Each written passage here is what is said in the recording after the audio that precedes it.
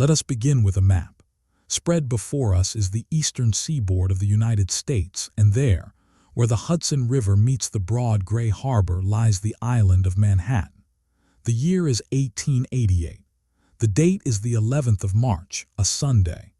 The gas lamps along Broadway are glowing their usual amber, and the cobblestones beneath them are damp with a light, unremarkable rain. There is no reason in this moment for anyone to feel uneasy. The Weather Bureau has predicted a clearing sky and milder temperatures for the morning ahead. The city is winding down from its weekend, and the ferries are making their final crossings of the evening, their paddle wheels churning calmly through a harbor that has not yet begun to change. It is, by every measure, an ordinary night. It will not remain ordinary for long. Before 48 hours have passed, 3 things will happen that no resident of this city has ever witnessed in a single storm. The ferries that connect Manhattan to Brooklyn and the New Jersey shore will fall silent, their hulls held fast by ice and current and wind. The elevated railways, those iron arteries that carry tens of thousands above the avenues each working day, will come to a complete and eerie standstill, their platforms deserted, their engines cold. And the telegraph wires that tie New York to the rest of the nation will snap, line after line, under a thickening coat of ice, until the city finds itself standing in a silence it has not known in decades. By the second minute of our time together, we will stand on a quiet Sunday evening street, watching the rain begin to shift into something the forecasters never predicted. By the 4th minute, we will feel the temperature falling steadily as the first uncertain flakes of snow mix with that rain. And by the 6th minute, we will see the early outlines of a great city beginning to soften and disappear beneath a rising, patient tide of white.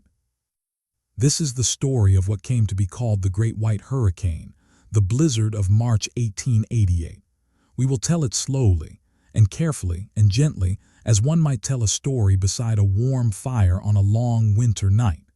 We will look at how a great city was quieted, how its people looked after one another in the hush, how they shared what little they had, and how, in time, the streets and the rails and the voices all came back to life.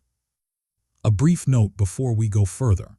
This account describes a significant winter storm and its effects on daily life. We will discuss cold weather, disrupted routines, and the challenges faced by ordinary people during those days. Everything is told with care, in calm and measured language, with respect for all who lived through it. Nothing here is meant to alarm or disturb. We are here simply to learn gently and to rest. Let us settle in together, gently, as we might draw a chair beside a quiet window on a winter evening. Sunday evening in New York City, in the year 1888, carries with it a particular kind of calm. The churches have emptied for the day. The last bells have rung from their steeples in lower Manhattan, in Greenwich Village, along the avenues of the Upper West Side. Families have returned home from visiting relatives, or from afternoon walks through Central Park, where the paths are soft with early spring mud, and the first pale shoots of crocus have begun to appear along the borders of the sheep meadow.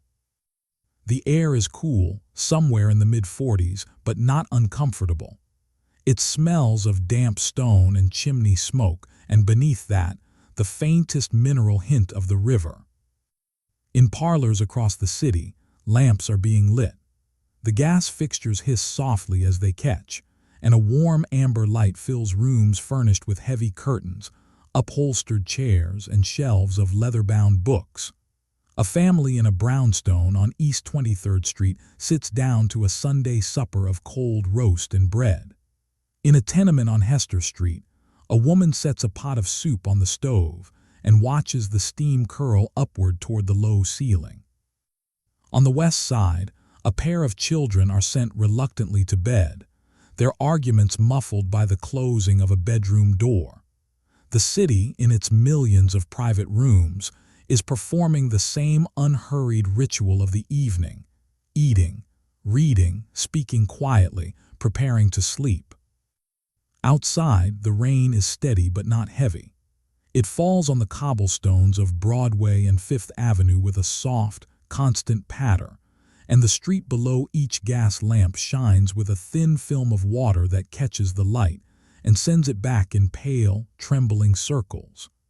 The horse-drawn carriages that are still abroad move at a measured pace, their wheels hissing through the wet. A policeman on his beat pauses beneath an awning on 14th Street, adjusts his collar, and watches the rain with the patient, familiar gaze of a man who has seen 1,000 evenings just like this one. There is, we should note, a forecast. It has been published in the Saturday and Sunday editions of the city's many newspapers, and it is calm and reassuring. The United States Signal Service, the government body responsible for weather prediction in this era, has indicated that Sunday's rain will taper off overnight. Colder air is expected, but nothing extraordinary. Monday, the forecast says, should bring clearing skies and seasonable temperatures. Some papers have even suggested that the week ahead may carry with it the first true warmth of spring. There is no warning in these words, no caution, no mention of anything gathering to the south and west, where two vast weather systems are beginning, at this very hour, to slide toward one another across hundreds of miles of open country. We pause here for a moment and look at the harbor. The ferries are making their evening runs, the boats that connect Manhattan to Brooklyn, to Hoboken, to Jersey City, to Staten Island. The crossing takes only a few minutes in calm water, and the ferry houses on both sides of the river are sturdy, gaslit structures with wooden benches and tin roofs. At this hour, the passengers are few. A businessman returning late from a visit. A pair of young women coming back from a Sunday outing. A dock worker heading home to a flat in Brooklyn after picking up an extra shift. They board, they cross, they disembark, and they think nothing of it. The ferries, like the elevated trains and the horse-drawn streetcars, are simply part of the machinery of the city. They run. They have always run. There is no reason to imagine they will stop. Let us turn now to the sky. If we could rise above the city at this moment, above the rooftops and the church spires and the telegraph poles, we would see, to the south and west, the leading edge of something very large. A mass of warm, moisture-laden air is sweeping up from the Gulf states, carrying with it a deep load of rain. And from the northwest, a second mass of air, this one bitterly cold, borne over the frozen interior of Canada, is descending with quiet, deliberate force. These two systems are not yet in contact, but they are converging. Their paths will intersect somewhere over the coast of the mid-Atlantic states in the early hours of Monday morning, and when they meet, the energy released will be enormous. But none of this is visible from the wet streets of New York. The clouds above are merely gray. The rain is merely rain. Around 10 o'clock on Sunday evening, something begins to change. The temperature, which has been hovering in the low 40s, starts to drop. Not quickly, not with any drama, but steadily, 1 degree and then another, as the cold Canadian air begins to shoulder its way into the region.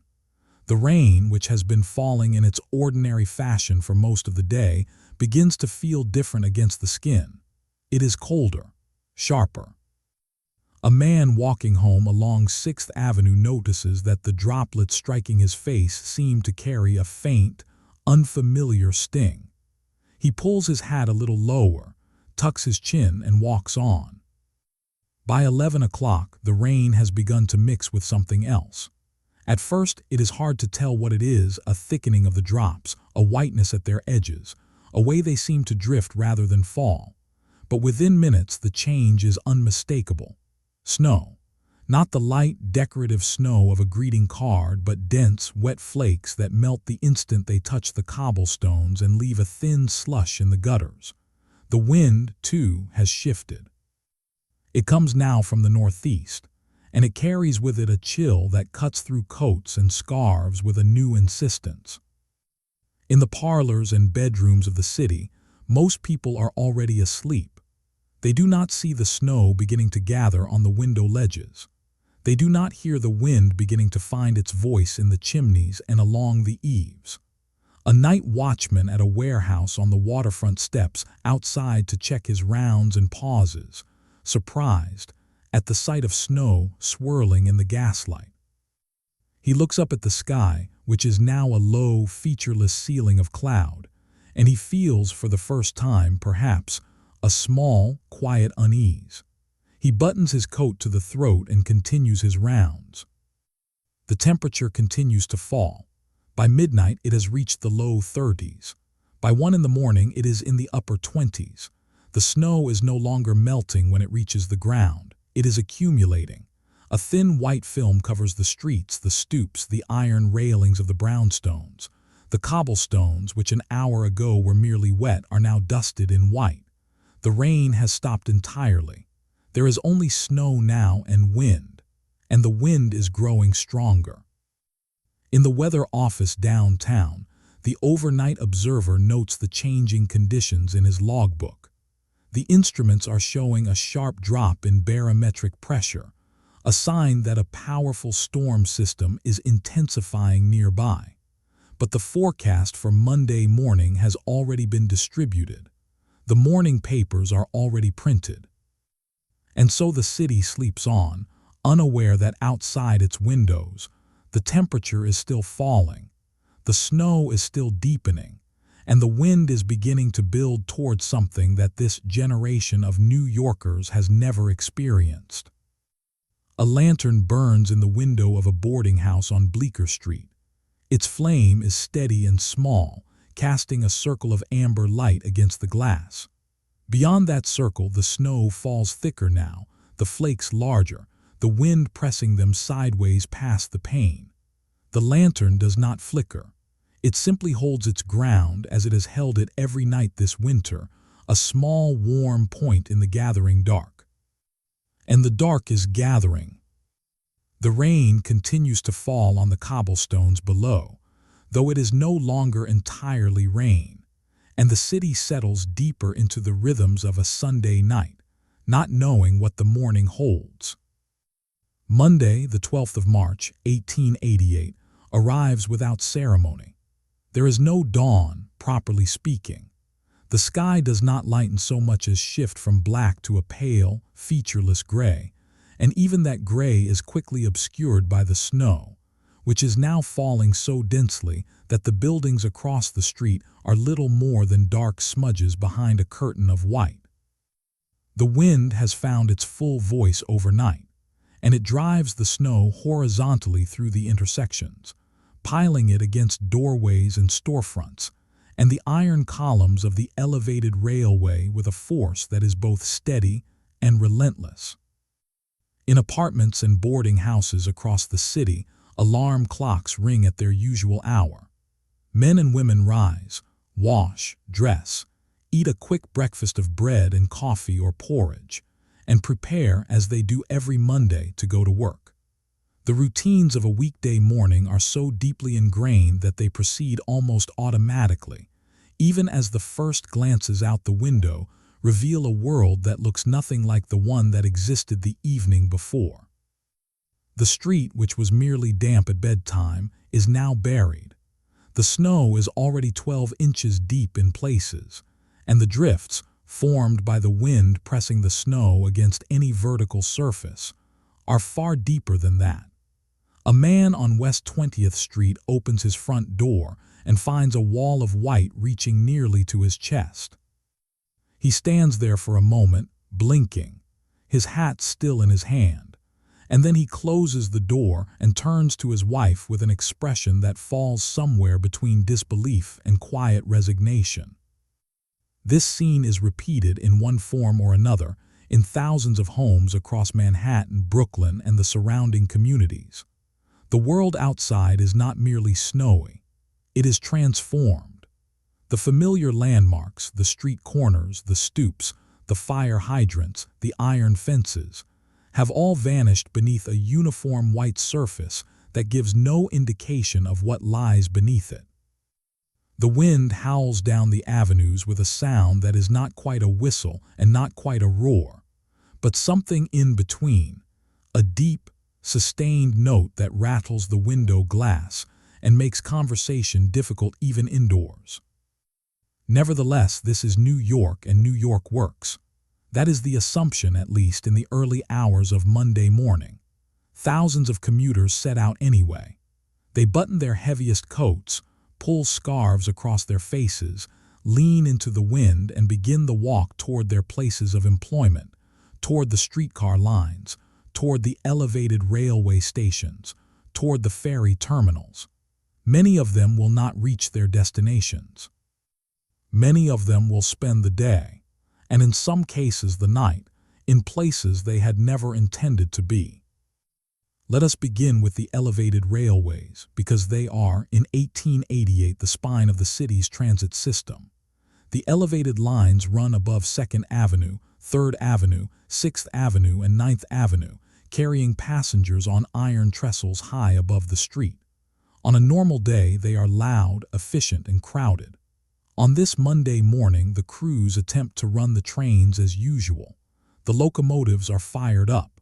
The conductors open the station gates. And for a brief time, some trains do move, pushing slowly through the snow that has drifted onto the open tracks. But the snow is too heavy, and the wind is too strong. Within the first hour of service, trains begin to stall. The drifts on the elevated tracks reach depths of several feet in places, and the locomotives, powerful enough under ordinary conditions, cannot force their way through. One train on the 3rd Avenue line comes to a halt between stations, its wheels spinning uselessly against a packed wall of snow. Another, on the 6th Avenue line, manages to reach a station platform but cannot proceed farther. The passengers inside these stalled trains find themselves in an uncomfortable position. The cars are elevated 30 or 40 feet above the street, exposed to the full force of the wind, and the cast iron stoves that provide heat are quickly exhausted. There is no way down except by ladder, and in the howling wind, climbing down a narrow iron ladder from an elevated platform is a prospect that few are willing to attempt. As the morning progresses, the elevated railway companies suspend service, one line after another. By midday, the entire system is silent. The trains sit on their tracks above the deserted avenues, their windows dark, their engines cold. The platforms are empty. The staircases that lead up to them from the street are buried. The elevated railway, which carries tens of thousands of passengers on a normal day, has simply ceased to exist as a functioning system. It will not move again for days. On the streets below, the horse-drawn streetcars fare no better.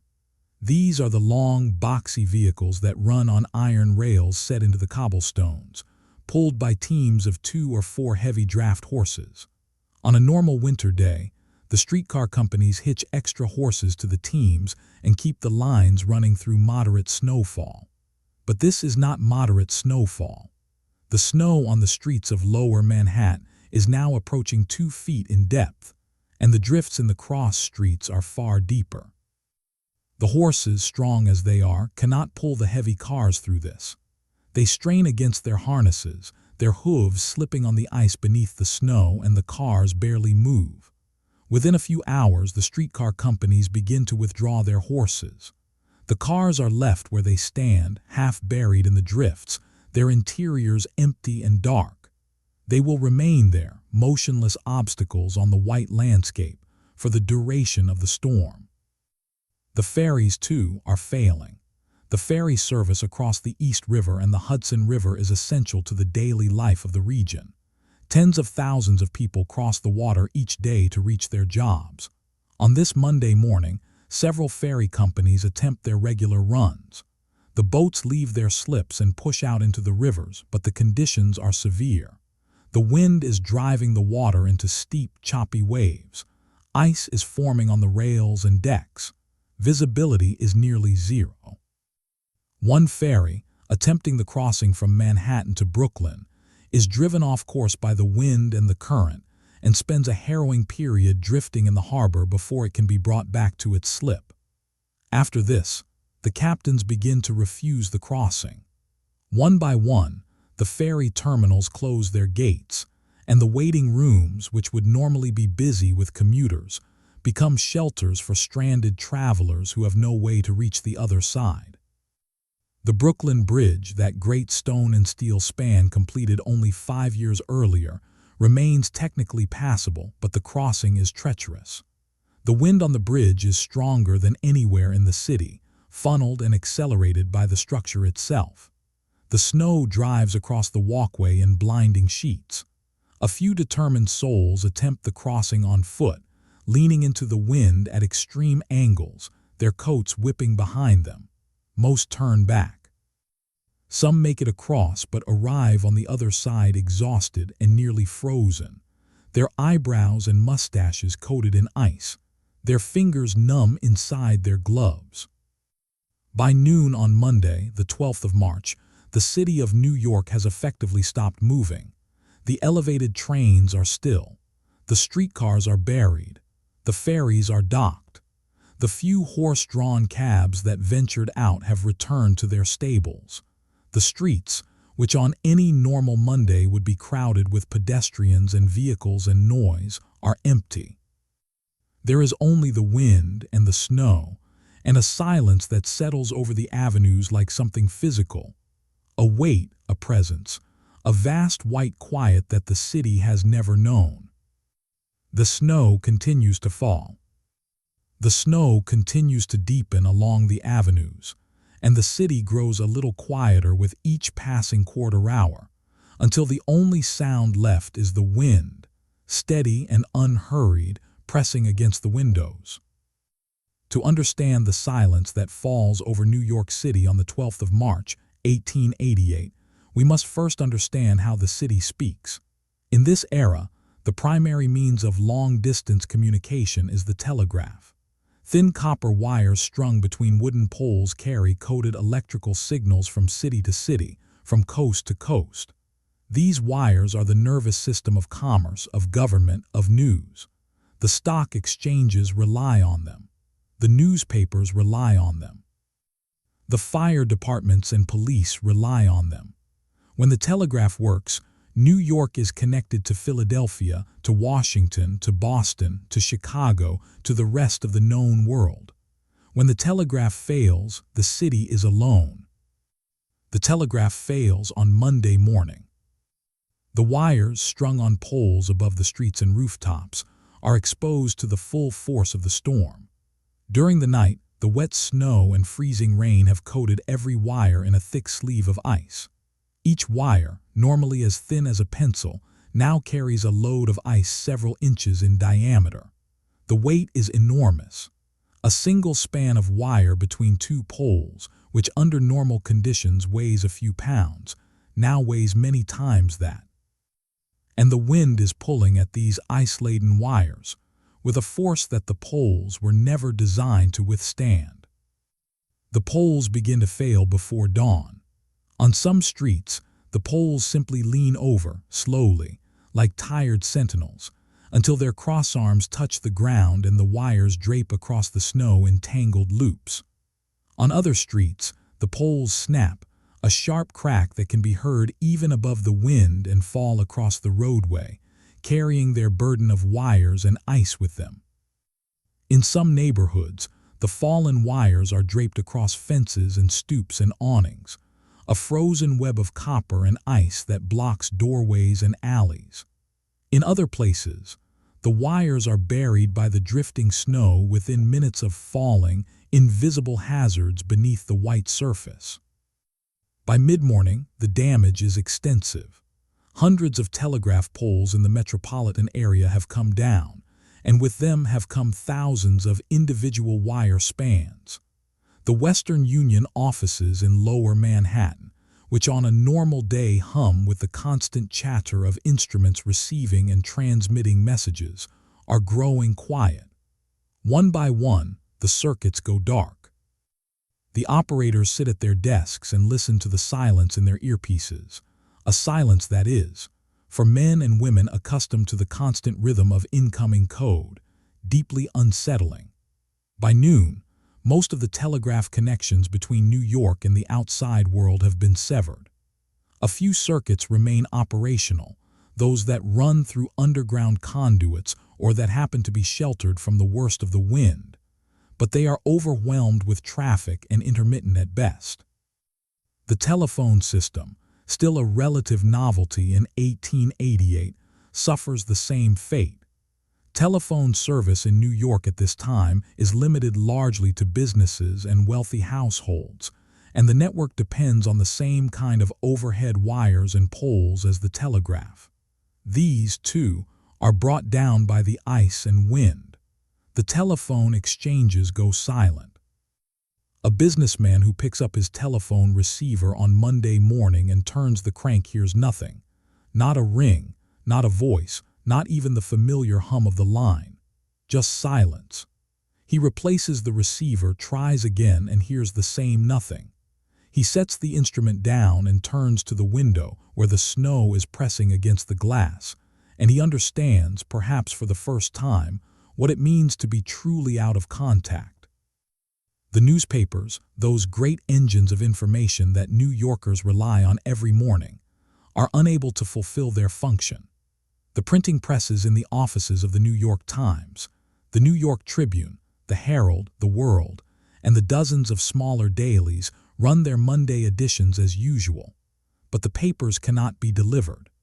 The newsboys, those small, hardy figures who normally fan out across the city before dawn with bundles of papers under their arms, cannot navigate the drifts.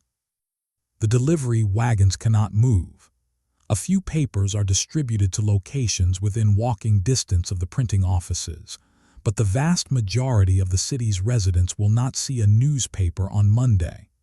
They will not learn from the familiar columns of newsprint what is happening in their own city, let alone in the rest of the country. They will know only what they can see from their own windows and what they can hear from their neighbors, if they can reach their neighbors at all. This is the isolation that settles over the city, and it is unlike anything the residents have experienced in their lifetimes. New York in 1888 is a city that prides itself on being connected to the markets, to the government, to the world. Its residents are accustomed to receiving news within hours of its occurrence, no matter where in the country it takes place. They are accustomed to sending a telegram to a business partner in Chicago and receiving a reply the same day. They are accustomed to knowing, and now, suddenly, they do not know. They do not know how long the storm will last.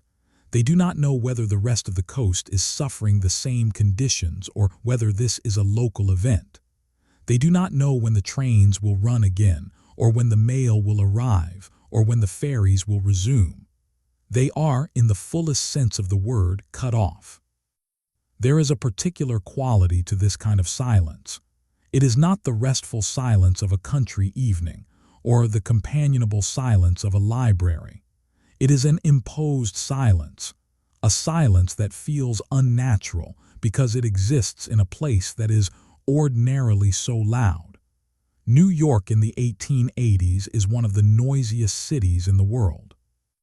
The clatter of wheels on cobblestones, the shouting of vendors, the ringing of church bells, the rumble of the elevated trains, the blast of steamship horns in the harbor, these sounds form the constant background of urban life.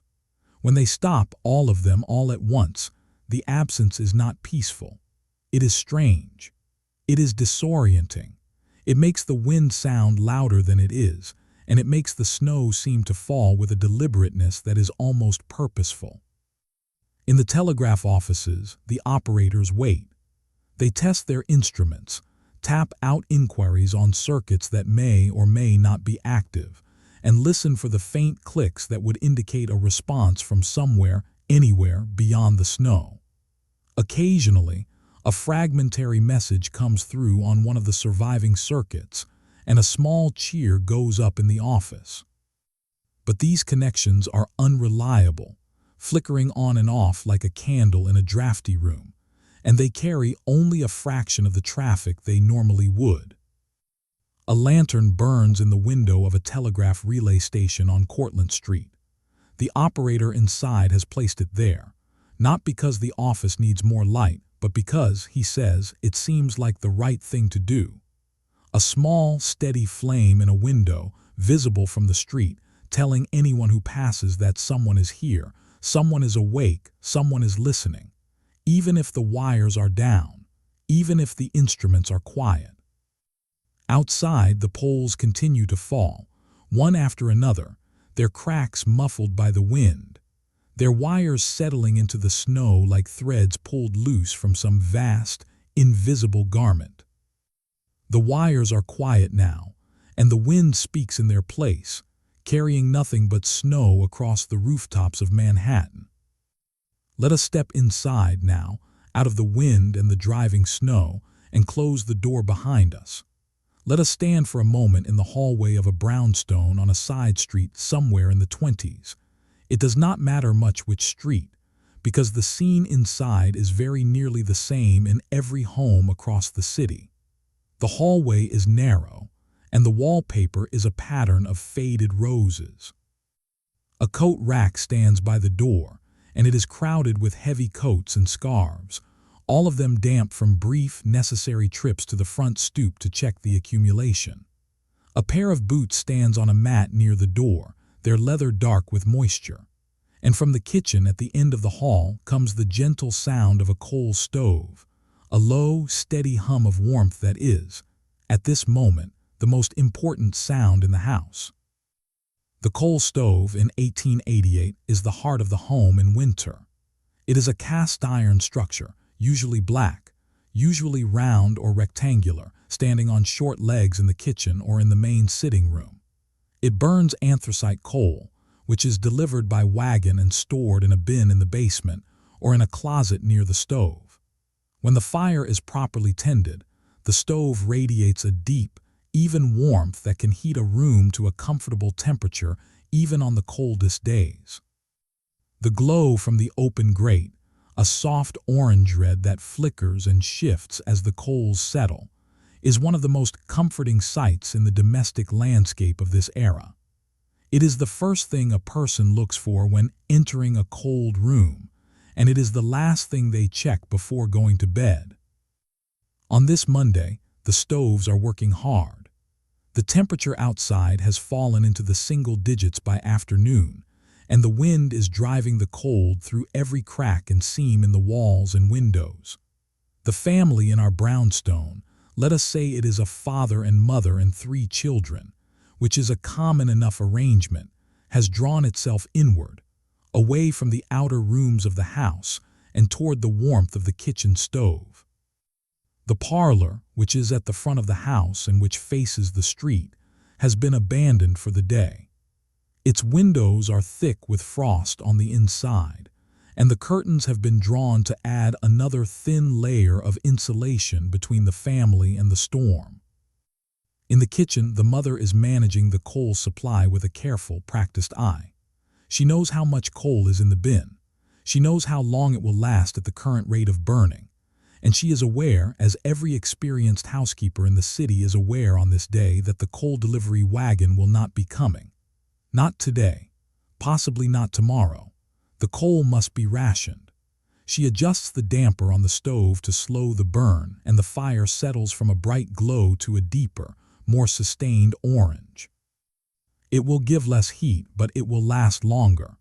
This is the arithmetic of the storm, and she performs it without complaint because it is necessary.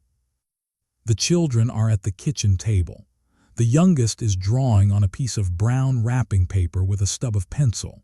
The middle child is reading a book, a school book perhaps, or a story paper borrowed from a neighbor.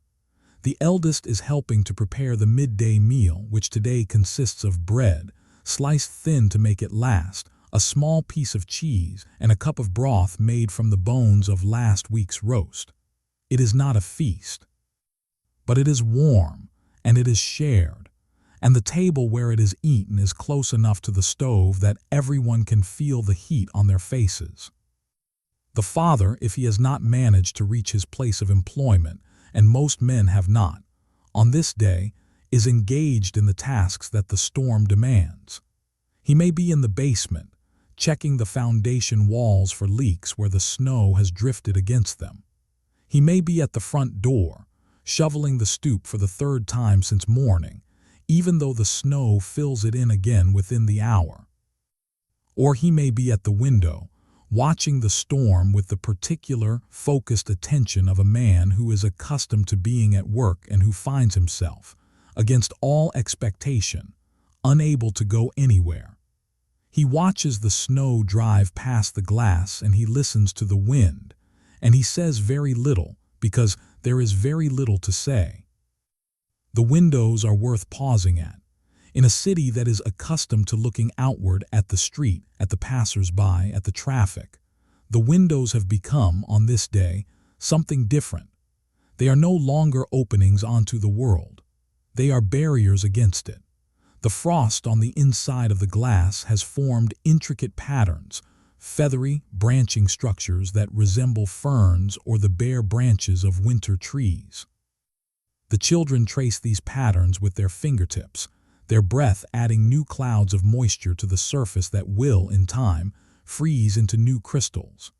Through the clear patches, where a warm hand has briefly melted the frost, the view is of a world that is barely recognizable.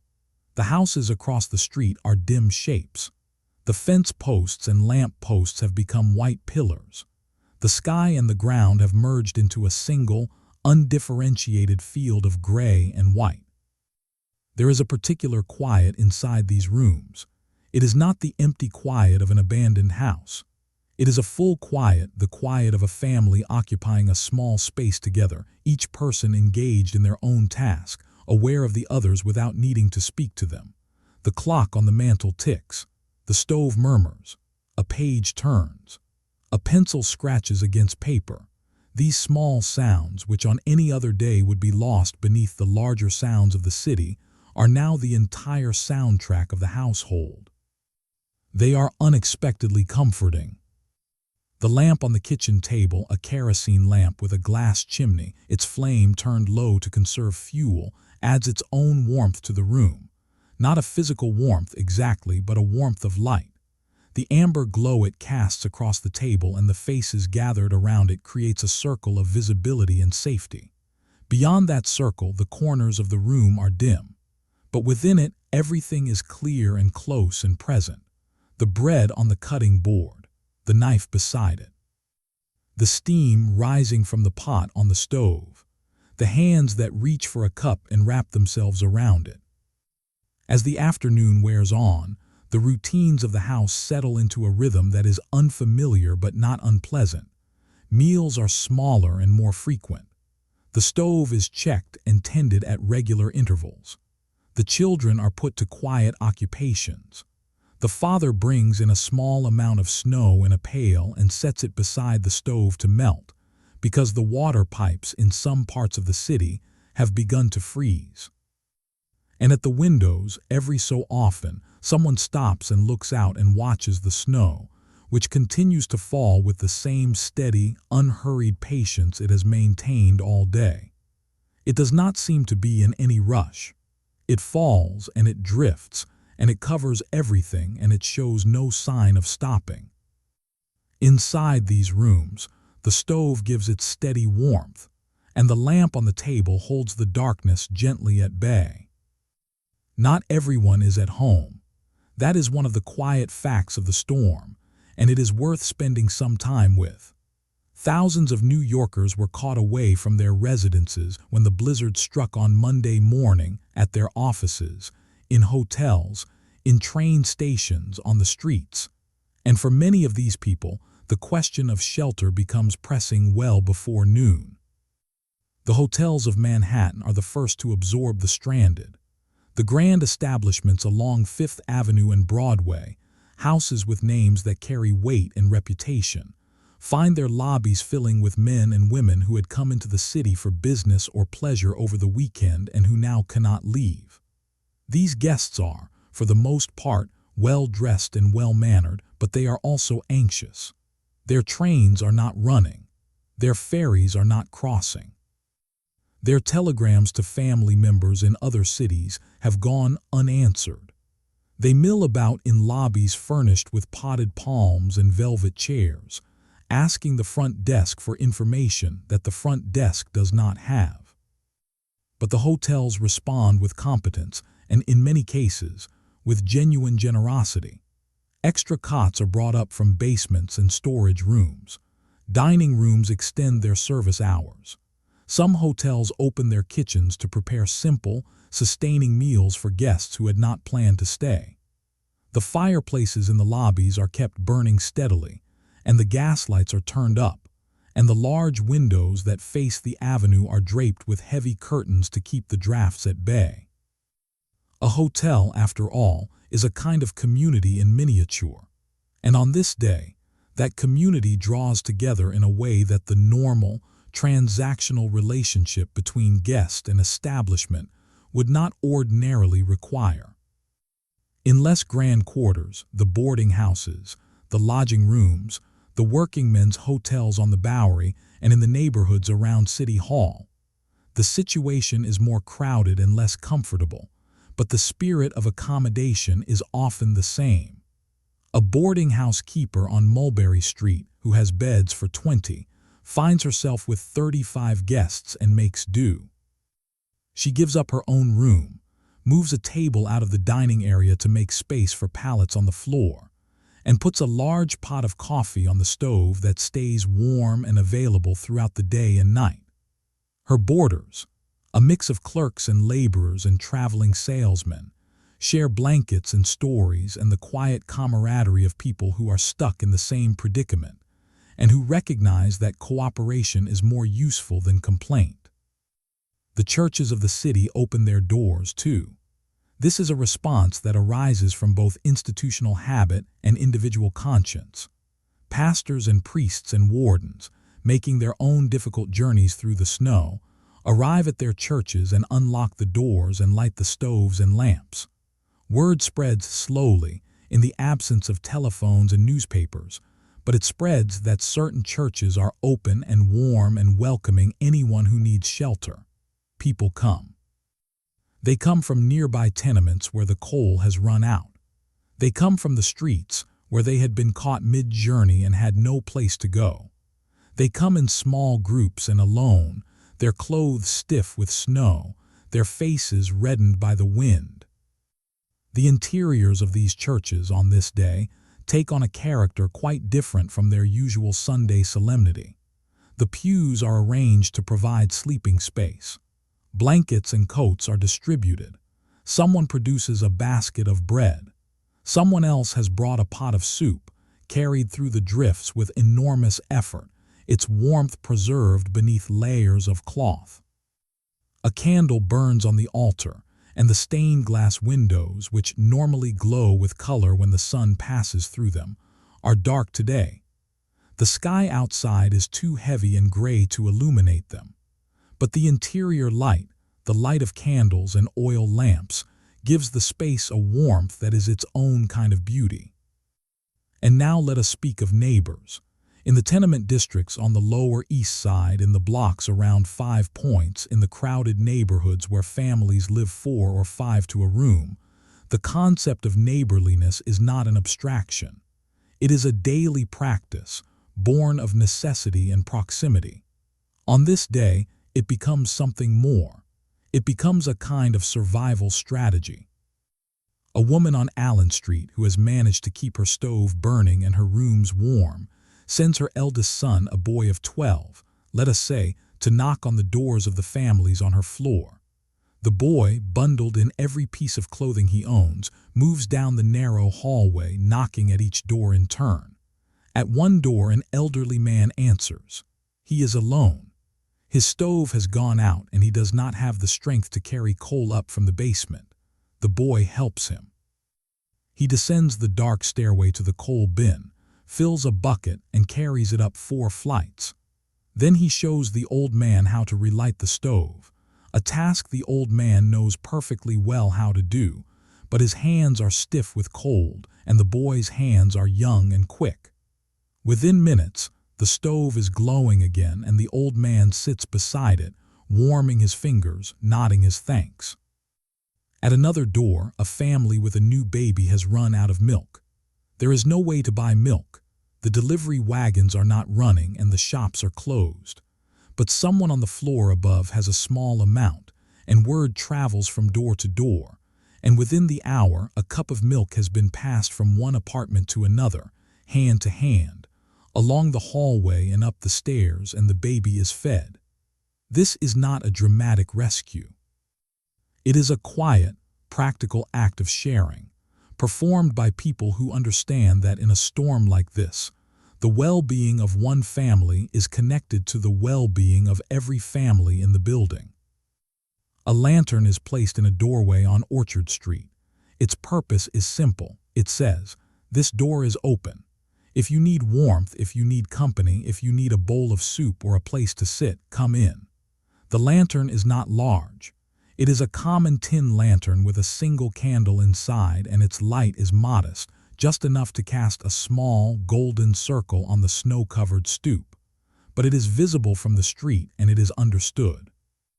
Throughout the day, people stop at that doorway, stomp the snow from their boots and step inside. Some stay for a few minutes. Some stay for hours.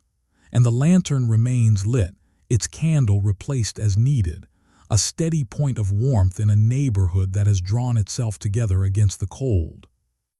The social fabric of the city, which on ordinary days is stretched and strained by the ordinary frictions of urban life, by crowding, by competition, by the sheer exhaustion of living in close quarters with strangers, holds firm on this day. It does more than hold. It tightens. The storm, for all its severity, has done something that the normal routines of city life rarely do. It has reminded people that they depend on one another. That the stranger next door is not merely a neighbor in the abstract sense, but a person who might need help, or who might be able to give it. And so doors are opened, and food is shared, and coal is carried, and lanterns are lit in doorways, and the city, even in its silence and its cold, is not as lonely as the empty streets might suggest. In a hotel lobby on Broadway, a group of stranded travelers has arranged itself around the fireplace. They are strangers to one another, a lawyer from Hartford, a dry goods merchant from Philadelphia, a woman traveling to visit her sister in Hoboken, a young man who works as a clerk in a Wall Street firm. They have nothing in common except the storm and the warmth of the fire, and yet they talk.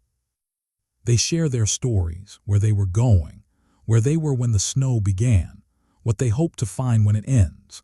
The conversation is quiet, unhurried, occasionally interrupted by a long pause in which everyone simply watches the fire. It is the kind of conversation that arises only when the usual barriers of haste and formality have been stripped away by circumstance, and it has a gentleness to it that none of the participants would have expected from a Monday spent with strangers. Outside, the snow continues to fall. The drifts along the avenues are now waist-deep in places, and in the cross streets where the wind funnels between the buildings, the snow has piled into shapes that resemble the dunes of a white desert. The wind has not let up, but behind closed doors, behind the frost-covered windows, the warmth holds. The soup is warm. The stoves are tended. The lanterns glow. A lantern appears in a doorway down the block, and its glow is a quiet invitation: come in, come warm yourself. The door is open. While the families of New York shelter behind their frosted windows, and while the stranded travelers huddle in their hotel lobbies and church pews, there are people out in the storm. They are not out by accident or by poor judgment. They are out because their work requires it. They are the essential workers of the city, the men and women whose jobs do not pause for weather, whose responsibilities do not permit them the luxury of staying home beside a warm stove and watching the snow from the other side of the glass. And their stories, told quietly, are among the most remarkable of the entire storm. Let us begin with the fire companies. In 1888, the New York City Fire Department operates from station houses scattered across the boroughs. Each station houses a company of firefighters, a team of horses, and a steam-powered fire engine, a heavy, elaborate machine that must be pulled by horses through the streets to the site of a fire, where it pumps water from hydrants or cisterns through lengths of canvas hose. The system works well under ordinary conditions. Under the conditions of March 12th, it barely works at all. The problem is simple and profound. The horses cannot move through the snow. The drifts in many streets are now 3 and 4 feet deep, and in the cross streets the wind has piled them higher still. A fire engine, fully loaded, weighs several thousand pounds. The horses that pull it, even the strongest and most experienced, cannot haul that weight through snow that reaches their chests. At several stations, the companies attempt to respond to alarms, for fires do occur during the blizzard, as stoves are overstoked and lamps are knocked over in dark, crowded rooms. But they find themselves unable to reach the scene.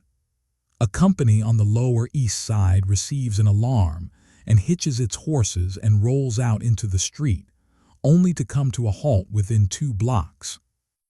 The horses strain and plunge, the engine sinks into a drift up to its axles, and the captain, standing on the running board and squinting through the driving snow, makes the difficult decision to turn back.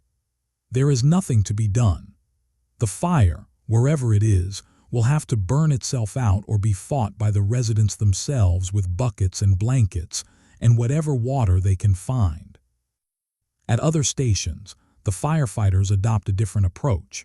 They leave the engines behind and go on foot.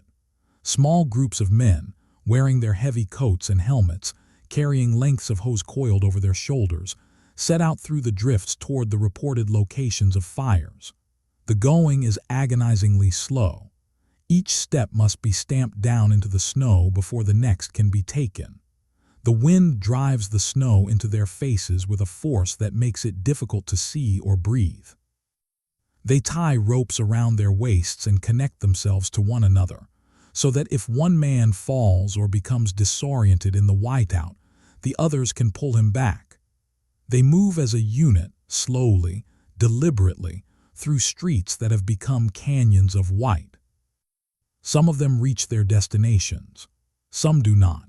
But the effort itself, the simple, stubborn insistence on going out into the storm because duty requires it, is a quiet testament to the ethic that runs through the fire service of this era. These are not men who expect recognition or praise. They are men who do their jobs in all conditions because that is what they have agreed to do. The hospitals of the city face their own set of challenges. Bellevue Hospital on the east side of Manhattan is the largest and busiest public hospital in the city. On a normal day, its wards are full, its staff stretched thin, its corridors busy with the constant movement of doctors, nurses, orderlies, and patients. On this Monday, the hospital is effectively sealed off from the outside world. The ambulance wagons cannot leave. New patients cannot easily arrive. And the staff who are inside the building when the storm begins, the doctors and nurses who reported for their shifts on Sunday night or early Monday morning, find that they cannot leave either. They are, in effect, stranded at work. This turns out to be a kind of blessing. The hospital, for all the hardships of the day, does not lack for hands. The staff settle into a rhythm of extended shifts, sleeping when they can on cots set up in storage rooms and offices, eating what the hospital kitchen can provide, and caring for their patients with a steadiness that does not falter. A nurse at Bellevue later recalls the strange calm of the storm day. The ward's quieter than usual because no new admissions are arriving. The patients sleeping more soundly because the outside world, with all its noise and urgency, has simply stopped. The wind rattles the windows and the snow presses against the glass. And inside the long, lamplit wards, the work of healing continues at its own unhurried pace. The police are perhaps the most visible of the essential workers, though on this day visibility itself is a rare commodity.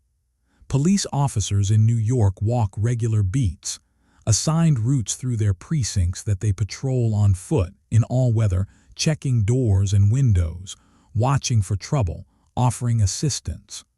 On the 12th of March, the beat patrols are not suspended. Officers are sent out into the storm, 2 by 2, their instructions simple. Check on residents, note any emergencies, help where you can. The patrols move slowly. An officer on a beat that normally takes an hour to walk may spend 3 or 4 hours covering the same distance. The snow is up to their waists in many places. The wind makes forward progress a matter of constant physical effort.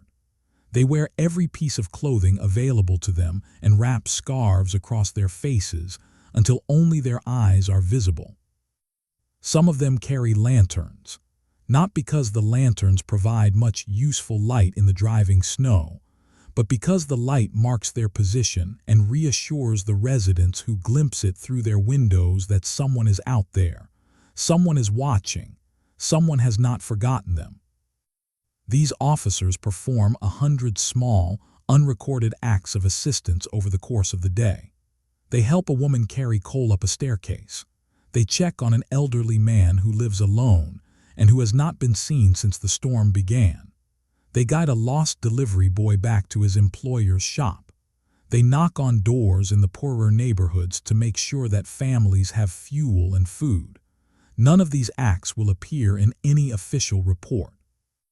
They are simply the texture of the day, the quiet, unglamorous work of keeping a city together when everything around it is coming apart. And then there are the linemen, the workers employed by the telegraph and telephone companies to maintain the vast web of wires that stretches across the city. These men are, by the nature of their profession, accustomed to working at heights and in difficult conditions. But the conditions of this storm are beyond anything they have encountered. The poles are down. The wires are tangled and buried in ice. The wind makes it impossible to climb the poles that are still standing. And yet the linemen go out, because communication is essential, and every circuit that can be restored is a lifeline for a city that is suffocating in silence. They work in small crews methodically, moving from pole to pole along the streets. When they find a pole still standing, they climb it carefully, their hands numb inside their gloves, the wind pulling at their coats, and they inspect the wires, clearing ice where they can, splicing breaks where the equipment allows. When they find a pole down, they note the location and move on. It is slow, painstaking, often futile work. For every circuit they manage to restore, 3 more go down. But they continue, because that is what linemen do. A foreman with one of the telegraph repair crews pauses at a corner on Fulton Street, stamps his boots against the packed snow, and looks up at the gray sky.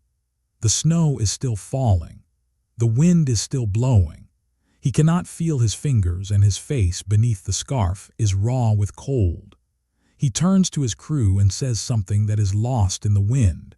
A few words, probably practical, probably having to do with the next pole or the next splice. And then they move on, leaning into the storm, their tools over their shoulders, their footprints filling in behind them almost as quickly as they are made. The workers press on, each step deliberate, each task steady, and the storm continues its slow, patient accumulation around them. Let us turn now to some smaller stories, quieter stories, the kind that happen in the margins of a great event and that give it, in the end, much of its human texture. These are the stories of children and of the elderly and of the animals who share the city with its human residents. They are brief and they are gentle, and each one is a window into a different room of this vast, snowbound house. The children of New York on the 12th of March, 1888, wake to a world that is, for many of them, astonishing. A child does not experience a blizzard the way an adult does. An adult sees disruption, danger, inconvenience, the uncomfortable arithmetic of dwindling coal and food. A child sees wonder. A child wakes, goes to the window and presses a hand against the frost-covered glass, and through the small clear circle left by the warmth of that hand, sees a world that has been utterly transformed. The street is gone. The fence is gone. The stoop is gone. Everything is white and smooth and impossibly deep, and the wind is making shapes and sounds that the child has never heard before. It is, for a child, thrilling. Of course, the children are not allowed outside. Not on this day. The parents are firm on this point, and rightly so. The wind is too strong, the snow too deep, the cold too severe for small bodies. But the children find their diversions indoors, and these diversions have a quality of invention and delight that is particular to childhood. A boy of 8, confined to the parlor of his family's apartment on Lexington Avenue, builds a fort out of sofa cushions and draped blankets and declares it his stronghold against the storm. His younger sister, admitted to the fort after negotiations, brings with her a doll and a picture book, and a piece of bread spread with butter, which constitutes, in her view, adequate provisions for a siege. They sit inside their cushion fort, their heads touching, their voices low, and they listen to the wind, and they are not afraid. They are adventurers. In another home on the Upper West Side, a girl of 10 stands at the kitchen window and watches the snow for a long time without speaking. Then she takes a piece of paper and a pencil and begins to draw what she sees. The drawing is simple, a few lines for the buildings, a white expanse of paper left blank for the snow, and in the center, very small, a single figure with a lantern. It is not clear whether the figure is arriving or departing. It is simply there, in the middle of the white, holding its small light. Her mother, passing behind her, pauses and looks at the drawing over the girl's shoulder and says nothing, but places a hand briefly on the girl's head before moving on. At the windows of tenement buildings on the Lower East Side, children press their faces to the glass and breathe great clouds of mist onto the surface. They draw pictures in the mist with their fingers, stars, faces, the outlines of cats and houses, and watch the pictures fade as the moisture evaporates. Then they breathe again and draw new pictures. This game, which requires no equipment and no space and no expenditure of coal or kerosene, can occupy a child for a remarkably long time. The frost on the other side of the glass has its own patterns, ferns and feathers and crystalline branches, and the children study these patterns with the seriousness of cartographers examining a newly discovered continent. There are continents in that frost, and forests and rivers and mountain ranges. A child's eye can find them all. Now let us visit the elderly. In a city as dense as New York, there are thousands of people who live alone, widows and widowers, bachelors and spinsters, retired tradesmen and former domestic servants, in small rented rooms or modest apartments. For these solitary residents, the storm presents a particular challenge. They may not have the physical strength to carry coal from the basement. They may not have neighbors close enough to check on them. They may not have heard, through the usual channels of gossip and information, that a church down the block has opened its doors, or that a neighbor on the floor above has soup to spare. An elderly woman on Rivington Street, a widow of 72 who lives in 2 rooms on the 3rd floor of a tenement, manages her storm with the quiet competence of a person who has weathered many difficult days. She has lived in this city for nearly 50 years. She has seen hard winters before, though none quite like this. She rises at her usual hour, lights her stove with the coal she keeps in a small bucket beside it, and makes herself a cup of tea. The tea is weak, she is rationing her supply, but it is hot, and she wraps her hands around the cup and lets the warmth seep into her fingers. She eats a piece of bread with a thin scraping of jam. She puts on a second shawl and then a third. And then she sits in her chair by the window, the chair where she always sits, and she watches the storm. She does not panic. She does not call out for help, though help would be welcome. She simply watches and waits and tends her small fire and trusts that the storm will pass. She has a candle on the windowsill and she lights it as the afternoon darkens. It is not much, a single flame in a third-floor window, but it is her way of saying that she is here, that she is well, that her room is warm enough, that she is managing. When a neighbor from the floor below, a younger woman with 2 small children, knocks on her door in the late afternoon to check on her, the elderly woman invites her in, offers her a cup of the weak tea, and the 2 women sit together for a while, talking about the snow and the wind and the likelihood that the bread man will come tomorrow. The visit lasts perhaps 20 minutes. It is, by any practical measure, a small thing. But it is not small to the elderly woman, who lives alone and who is grateful, on this long and quiet day, for the sound of another voice.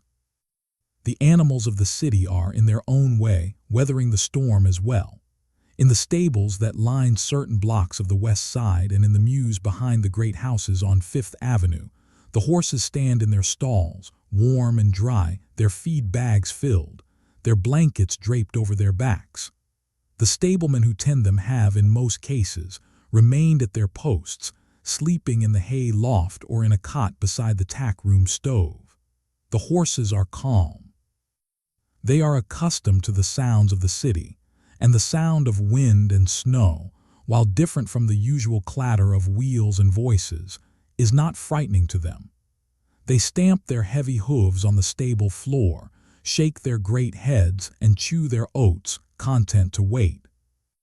Out on the streets, the animals who do not have the benefit of a stable must find their own shelter.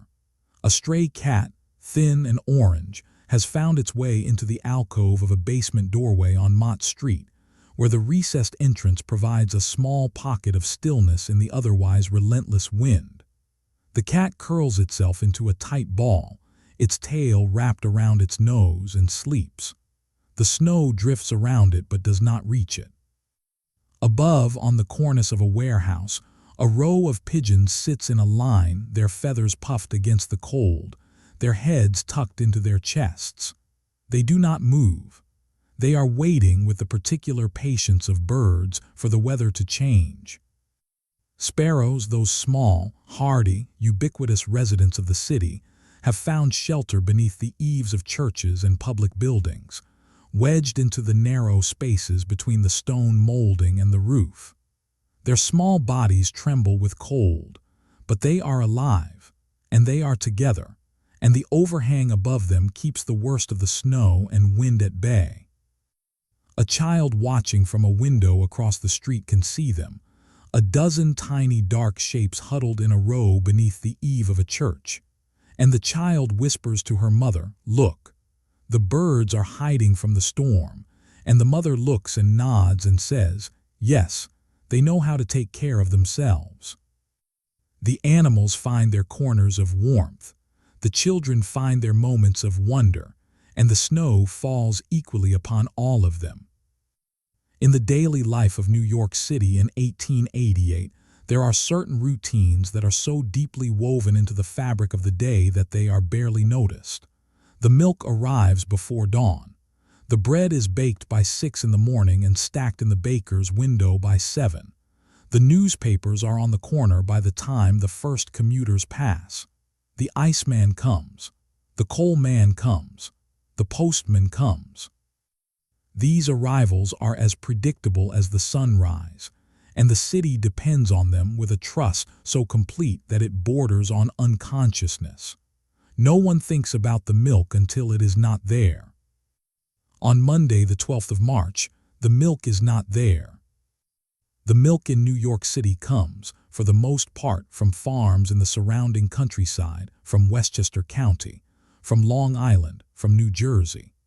It arrives by rail and by wagon, carried in heavy metal cans, and it is distributed to homes and shops by a network of delivery drivers who begin their rounds in the small hours of the morning. These drivers, with their horse-drawn wagons and their familiar routes, are among the earliest risers in the city. They know every street, every stoop, every standing order. Mrs. Callahan on 3rd Avenue gets 2 quarts. The boarding house on Mulberry Street gets a gallon. The bakery on Bleecker gets 3 gallons and a pint of cream. On this morning, the milk wagons do not leave their barns. The roads from the countryside are impassable. The rail lines are blocked. And even within the city, the streets are buried so deeply that no wagon, however sturdy, can navigate them. The milk can sit in their depots, untouched, while the city's children go without their morning cup, and the city's mothers improvise with what they have, a little condensed milk, if they are fortunate enough to have a tin in the pantry, or water sweetened with a spoonful of sugar, or simply nothing at all. The bakeries face a similar predicament, though from the opposite direction. A bakery does not need deliveries in the way that a household does.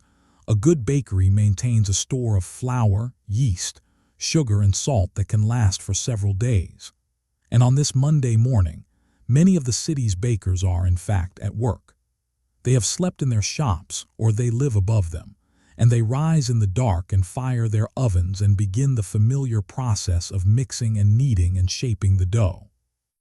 The smell of baking bread, which under normal circumstances would mingle with the noise and motion of the waking street, is today a solitary presence.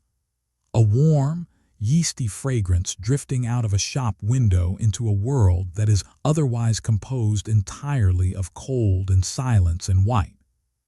But the bakeries that do manage to bake their bread face a new problem. They cannot sell it. Or rather, they can sell it only to the few customers who are able to reach them on foot. A bakery on Houston Street, which on a normal day sells 200 loaves before noon, sells 14. The baker, a stout man with flour in his mustache, stands behind his counter and looks out through the glass at the drifted street and shakes his head slowly. He wraps the unsold loaves in cloth and sets them aside. They will keep. And tomorrow or the next day, when the city begins to dig itself out, the bread will still be there. Some bakers, recognizing the circumstances, do something that would be unusual on any ordinary business day. They give the bread away. A bakery on Avenue B, run by a German immigrant and his wife, opens its door to the neighborhood and distributes loaves to anyone who comes, asking nothing in return. The baker's reasoning is practical and simple. The bread is baked. The people are hungry. The money will sort itself out later. His wife wraps each loaf in a piece of brown paper and hands it across the counter with a nod. And the customers, neighbors mostly, bundled in coats and scarves, take their loaves and tuck them under their arms and make their way back through the drifts to their apartments, where the bread will be the centerpiece of a storm day meal. The markets, the great open-air and covered markets that supply much of the city's food, are closed. The Washington Market, near the Hudson River waterfront, which on a normal day is a vast, noisy, crowded emporium of meat and fish and vegetables and fruit, is shuttered and still. The stalls are buried. The awnings sag under the weight of snow. The cobblestone floor, which is usually slick with the debris of commerce, cabbage leaves, fish scales, sawdust, straw, is covered in a clean, unbroken layer of white. The merchants have not come because they cannot come, and the goods that would normally fill the stalls, the crates of apples from upstate, the barrels of oysters from Long Island Sound, the sides of beef hanging in the cold storage lockers, are sitting in warehouses and rail yards and farms, waiting for the roads to open. The absence of the markets ripples outward through the city in ways that are felt immediately. Restaurants that depend on daily deliveries of fresh ingredients find their kitchens empty. Hotels that serve hundreds of meals a day are forced to improvise with whatever they have in their pantries. Households that shop day to day, as many working-class families do, buying only what they can afford for the next meal, find that there is simply nothing to buy. And then there is the mail. The United States Post Office in 1888 is one of the most reliable institutions in the country. The mail moves. It moves by train, by steamship, by horse, by foot. It moves through rain and heat and cold. It moves because the system demands it, and because the mail carriers, those steady, patient figures in their blue uniforms and leather satchels, take their obligations seriously. Neither snow nor rain nor heat nor gloom of night, the saying goes, though it is not yet the official motto of the service. It is simply the understood expectation. On this Monday, the mail does not move. The post offices are open. The postmasters and clerks have reported for duty, in some cases fighting their way through drifts to reach their stations. But there is nothing to deliver. The mail trains from other cities have not arrived. The sorting rooms, which would normally be heaped with sacks of letters and parcels, are nearly empty. And even if there were mail to deliver, the carriers could not reach their routes. A mail carrier on the Lower East Side, a man of middle years who has walked his route every weekday for the past 11 years, stands at the back door of his post office and looks out at the snow-filled street. His leather satchel hangs empty on his shoulder. His route, which he knows so well that he could walk it in his sleep, every door, every mail slot, every front porch box is invisible beneath the drifts. He stands there for a full minute, considering. Then he closes the door, hangs up his satchel, and goes to help the clerk sort what little mail has arrived by hand delivery. There is a small, telling detail in the disruption of the mail, and it is this: people miss it. Not because they are expecting anything urgent. No one in March of 1888 is waiting for a package that cannot wait another day, but because the mail is a connection. A letter from a sister in Philadelphia, a postcard from a cousin in Ohio, a notice from a merchant, a bill from a landlord, a catalog from a department store. These small pieces of paper, arriving in their routine way, are threads that tie a person to the larger world. When the threads are cut, the world feels smaller. The rooms feel smaller. The silence feels larger. In the post offices, the clerks wait. They tidy their sorting cases. They count their stamps. They drink coffee from tin cups and look out the windows at the snow.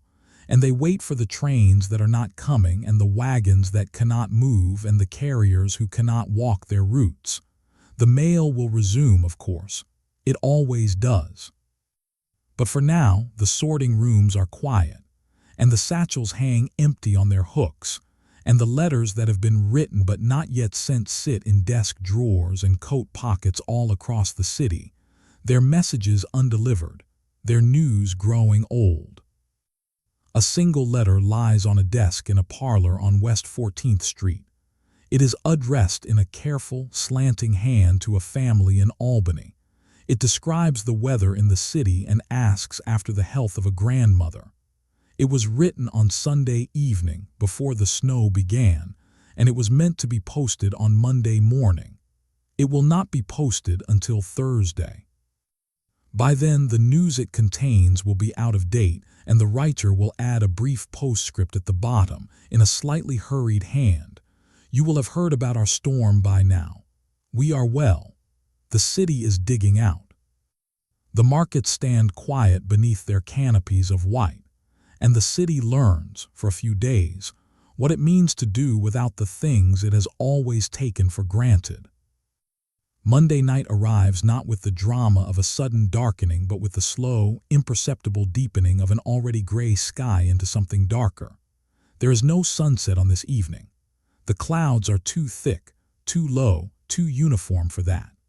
The light simply drains away degree by degree, like water seeping from a basin, until the world outside the windows is no longer gray but a deep, featureless charcoal, and then black. And in that blackness, the snow continues to fall. The streetlights of New York City, gas lamps for the most part, set atop iron poles at regular intervals along the major avenues, are dark tonight. The lamplighters, those quiet figures who walk their appointed routes each evening with their long poles and their steady flames, have not been able to make their rounds. The snow is too deep. The poles, in many cases, are buried to the level of the lamp itself, their iron columns swallowed by drifts that reach 8 and 10, and in the cross streets 15 feet. The avenues, which on any normal evening would be lined with the warm yellow glow of gas, are tonight as dark as any country lane. In the absence of public light, private light becomes something precious, and this is where the lanterns appear. We have spoken of lanterns before: a lantern in a window on Bleecker Street, a lantern in a doorway on Orchard Street, a lantern carried by a policeman on his rounds. But on this night, the lanterns become something more than individual acts of illumination. They become a language. A lantern in a window says, "Someone is here, someone is awake, someone is watching." A lantern in a doorway says, "This place is open, you may enter, you are welcome." A lantern carried through the street says, "I am moving through the dark and my light marks my path, and if you can see it, you are not alone." Along the side streets of Lower Manhattan, the lanterns glow in their windows, one here, another there, another 3 doors down, each one a small, warm point against the immense dark of the storm. They are not coordinated. No one has organized this. It is simply what people do when the night is very long and the dark is very deep. They put a light in the window. They have always done this. It is an impulse older than the city, older than the gas lamp, older perhaps than the candle itself. A light in the window against the night. It is one of the most ancient and most human of gestures. From a distance, from, say, the elevated vantage of the Brooklyn Bridge, if anyone were standing there, which on this night no one is, the lanterns would appear as a scattered constellation across the darkened island. Not bright, not dramatic, just small points of amber and gold trembling faintly in the wind, spread across the black landscape like stars reflected in still water. They would not illuminate much. A few feet of window ledge, a few inches of glass, a small circle of snow on the stoop below. But they would say to anyone looking that the city is still here, that behind the darkness and the wind and the drifts, the rooms are still warm and the people are still awake, and the long night will, eventually, end. Inside the homes, the night stretches, the clocks tick, the stoves murmur. The children have been put to bed, tucked under heavy quilts and woolen blankets, their feet warmed by heated bricks wrapped in flannel, their heads just visible above the coverlets. The adults remain awake or try to. Someone must tend the stove. The fire must not go out. If the coal runs low, the temperature in the room will drop quickly, and in a tenement where the walls are thin and the windows are drafty, the cold can become serious within an hour. And so the adults take turns, one sleeps while the other sits by the stove, feeding it a small handful of coal at regular intervals, watching the glow, listening to the wind. Outside, a different kind of activity is taking place. In many neighborhoods, the drifts have grown so deep that they have completely blocked the front doors of buildings. People who need to move from one building to another, to check on a neighbor, to carry supplies, to seek help, cannot simply walk out their front doors and cross the street. The street is no longer there, in any practical sense. It is buried beneath a surface of wind-packed snow that may be anywhere from 4 to 12 feet deep. And so they dig tunnels. The tunneling begins, in most cases, as a practical response to an immediate need. A man needs to reach the building next door. His front door opens onto a wall of snow. He takes a shovel and begins to dig, not upward, toward the open air where the wind still rages, but horizontally through the drift, toward the building he is trying to reach. The work is slow and exhausting. The snow is packed dense by the wind and is heavy enough that the sides of the tunnel hold their shape without collapsing. The man digs a passage just wide enough for a person to crawl through, perhaps 3 feet wide and 3 feet tall, and lines it, as he goes, with boards or planks to keep the roof from settling. When he reaches the other side, which may be 10 feet away or 20 or 30, he has created a connection, a passage, a way through, and others use it. Within hours, in some blocks, a network of tunnels connects several buildings, allowing residents to move from one to another without ever surfacing into the wind and snow above. The tunnels are dark, of course. They are lit, when they are lit at all, by the faintest glow of a candle or a lantern placed at the entrance. The walls are smooth and blue-white, the compressed snow catching and holding what little light reaches it. Moving through one of these tunnels is a strange, muffled experience. The sound of the wind disappears almost entirely, replaced by a deep, cushioned silence that is unlike any other. The air is cold but still. The light is dim but steady, and the person moving through the tunnel feels, for a few moments, as if they have entered a different world, a world beneath the storm, quiet and enclosed and oddly peaceful. The watchmen of the city make their rounds as best they can. These are the men employed by businesses and warehouses and private estates to guard their properties through the night. Under normal circumstances, a night watchman's job is solitary but not difficult. He walks his rounds, checks the doors and windows, notes anything unusual, and reports his observations at the end of his shift. On this night, the rounds are reduced to whatever can be reached on foot, which in many cases means no more than the immediate perimeter of the building. A watchman at a warehouse on West Street near the Hudson River waterfront makes his circuit by lantern light, wading through drifts that reach his hips, the wind tearing at his coat. He checks the locks. He peers through the windows. He stamps his feet to keep the feeling in his toes.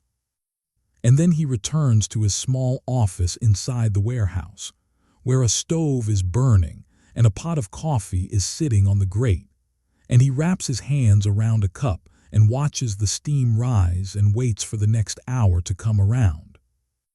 The silence of this night is unlike any silence the city has known in living memory. It is not the absence of sound exactly, the wind is always there, a constant low moan that rises and falls but never stops, but it is the absence of human sound. No voices, no wheels, no hooves, no bells, no whistles, no laughter from a saloon, no argument from an open window, no song drifting up from a basement tavern. Just the wind and the hiss of snow against the glass, and the occasional creak of a building settling under its new burden of white. A man standing at his window at 3 in the morning, looking out at the dark, snow-filled street, might feel as if he is the last person awake in the entire city. He is not, of course. The lanterns in the windows across the way tell him so, but the feeling is there, and it is powerful, and it is humbling. The night is very long. The clocks mark the hours, midnight, 1, 2, 3, the stoves are tended, the lanterns burn, the tunnels are extended shovelful by shovelful, and the snow falls and the wind blows and the city waits. The lanterns glow in their windows, one after another down the block, small steady lights holding their ground against the long, dark hours of a storm that will not relent. We should speak now, quietly and carefully, about the dangers of the storm. We have described the beauty of the snow, the warmth of the interiors, the gentle humanity of the shared meals and the open doors. And all of that is true. But a blizzard of this magnitude carries with it real hazards, physical realities that the residents of the city must navigate with care and with respect. We will discuss them here in factual, measured terms, because understanding the challenges makes the quiet resilience of the people all the more remarkable. The first hazard is the weight of snow on rooftops. This is something that the residents of the upper floors feel most acutely, though it affects the entire building. Snow, when it first falls, is relatively light, but as it accumulates, and as the wind packs it against surfaces, and as the temperature fluctuates, rising slightly during the day, falling again at night, the snow becomes denser and heavier. By the second day of the storm, many rooftops in the city are carrying a load of snow that far exceeds what they were designed to bear. The flat roofs of commercial buildings and tenements are particularly vulnerable. They collect the snow evenly, without the natural shedding that a sloped roof provides, and the weight builds steadily, hour after hour, without relief. Building owners and superintendents who are aware of this danger begin, on Monday afternoon and evening, to clear their roofs. This is not a comfortable task. It means climbing to the roof, often through an interior hatchway that opens directly onto the snow-covered surface, and shoveling by hand in wind that can knock a person off their feet. The cleared snow must be pushed to the edge of the roof and tipped over the side, where it falls to the street below in heavy, muffled cascades. Men working on the rooftops call out warnings before pushing loads over the edge, their voices thin and strained against the wind. Below, if anyone is in the street, they press themselves against the building wall and wait for the cascade to pass. The work is exhausting and slow, and it must be repeated every few hours as the snow continues to accumulate. Some rooftops are not cleared in time. Awnings over shop fronts collapse under the weight, their iron frames bending and their canvas tearing. A wooden shed on the roof of a warehouse on the west side gives way with a deep, muffled sound that can be heard from the street below. No one is harmed, the shed is empty, but the sound is a reminder that the snow, for all its softness, is not without force. The Brooklyn Bridge presents its own set of concerns. The bridge, completed in 1883, is the great engineering marvel of the age. A suspension bridge spanning the East River, its stone towers rising nearly 300 feet above the water, its steel cables fanning out in elegant curves from the tops of the towers to the roadway below. Under normal conditions, the bridge carries a steady flow of pedestrians, horse-drawn vehicles, and cable cars. On this day, the bridge is nearly deserted, but it is not inactive. The wind drives across the span with terrific force, and the cables hum and vibrate with a deep, resonant tone that can be felt as much as heard. Ice coats the cables, the railings, the walkway surface. The few pedestrians who attempt to cross, most of them residents of Brooklyn who have no other way to reach Manhattan, describe the experience in terms that suggest not fear but a kind of awe. The bridge feels alive, they say. It moves.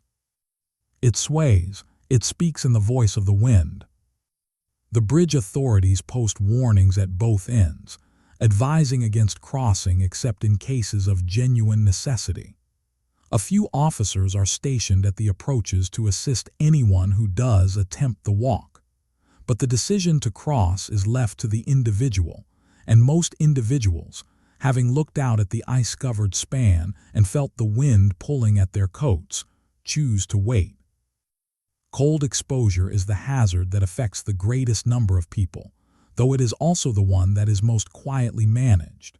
The temperature during the blizzard drops into the single digits, and the wind, blowing at sustained speeds that make the air feel far colder than the thermometer indicates, creates conditions in which exposed skin can become numb in minutes. The body's response to extreme cold is a gradual process.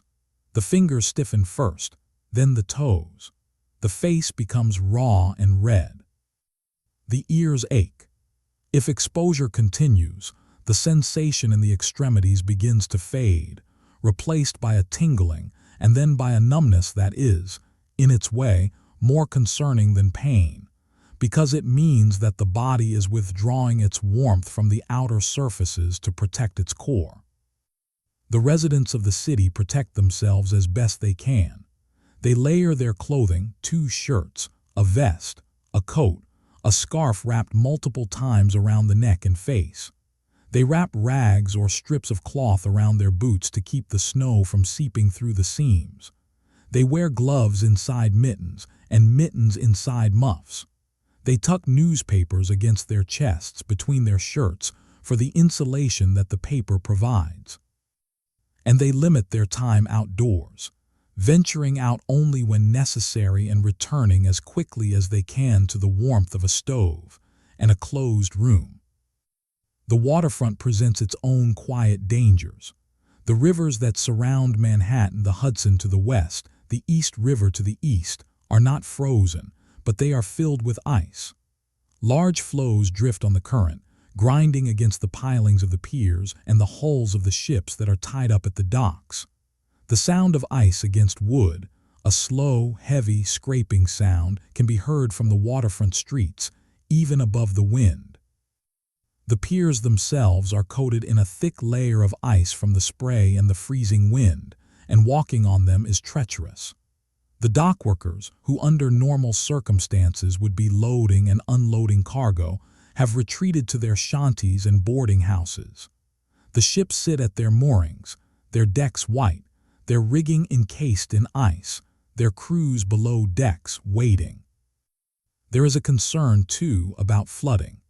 If the temperature were to rise suddenly, as it sometimes does in the unpredictable weather of March, the enormous volume of snow in the streets would melt rapidly, and the city's drainage system, which is limited and already taxed by ordinary conditions, would be overwhelmed. The cellars and basements of lower Manhattan, many of which are already damp in the best of weather, could flood. This concern does not materialize during the storm itself. The temperature remains well below freezing, but it occupies the minds of property owners and city officials, who add it to the long list of things they must worry about in the days ahead. Through all of these hazards, the prevailing response of the city's residents is not panic but caution. They move carefully. They prepare thoughtfully. They share information about conditions, which streets are passable, which rooftops need clearing, which buildings have lost their heat. They do not take unnecessary risks, and they trust, with the patient, pragmatic faith of people who have lived through hard times before, that the storm will end, and that when it does, the damage can be assessed and the repairs can begin. A man on Greenwich Street, returning from a trip to check on his elderly mother in the next block, pauses in his hallway and stamps the snow from his boots. His face is red. His fingers are stiff. His scarf is crusted with frozen breath. He removes his coat and hangs it on the hook by the door, and the snow on its shoulders begins immediately to melt, forming a small puddle on the hallway floor. He stands there for a moment, feeling the warmth of the house settle back into his body, and he lets out a long, slow breath. Then he goes to the stove, and he warms his hands, and he tells his wife that his mother is well, and that the snow is still falling, and that the wind is still blowing, and that they should be grateful tonight for a roof that holds and a fire that burns. The cold is steady and patient, and those who venture out move carefully, wrapping themselves in every layer they can find, one deliberate step following another. Something changes in the small hours of Tuesday morning, the 13th of March. It does not happen all at once. It does not announce itself with any dramatic gesture. There is no sudden clearing of the sky, no parting of the clouds, no shaft of sunlight breaking through. What happens is subtler than that, so subtle that, at first, the people who are still awake do not entirely trust what they are sensing. They feel it before they understand it. They notice it the way one notices a clock that has stopped ticking, not by the presence of something new, but by the absence of something that was there before. The wind drops.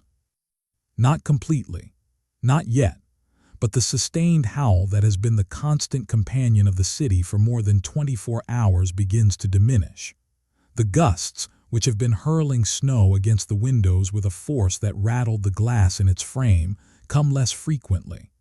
The intervals between them grow longer, and in those intervals there is a hush, a quiet so deep and so complete that it seems, for a moment, impossible. The city has become so accustomed to the sound of the wind that its absence is almost disorienting. A woman sitting by her stove in the middle of the night looks up suddenly, her head tilted, listening. What is that? She thinks. And then she realizes it is nothing. It is silence. The wind has paused. The snow thins, too. It does not stop, not yet, but the density of the fall begins to lessen. Where an hour ago the snow was falling so thickly that a person could not see across the street, now the flakes are smaller, lighter, more widely spaced. They drift downward almost lazily, as if they have lost their earlier urgency. The air, which has been thick and white and impenetrable, begins to open up.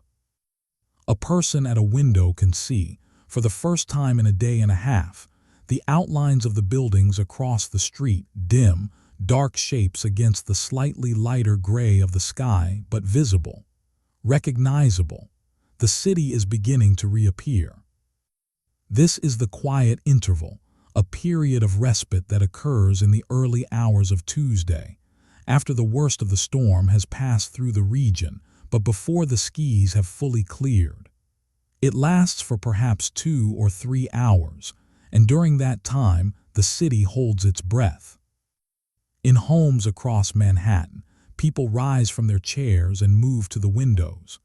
They wipe the condensation from the glass with the heel of a hand and peer out into the darkness.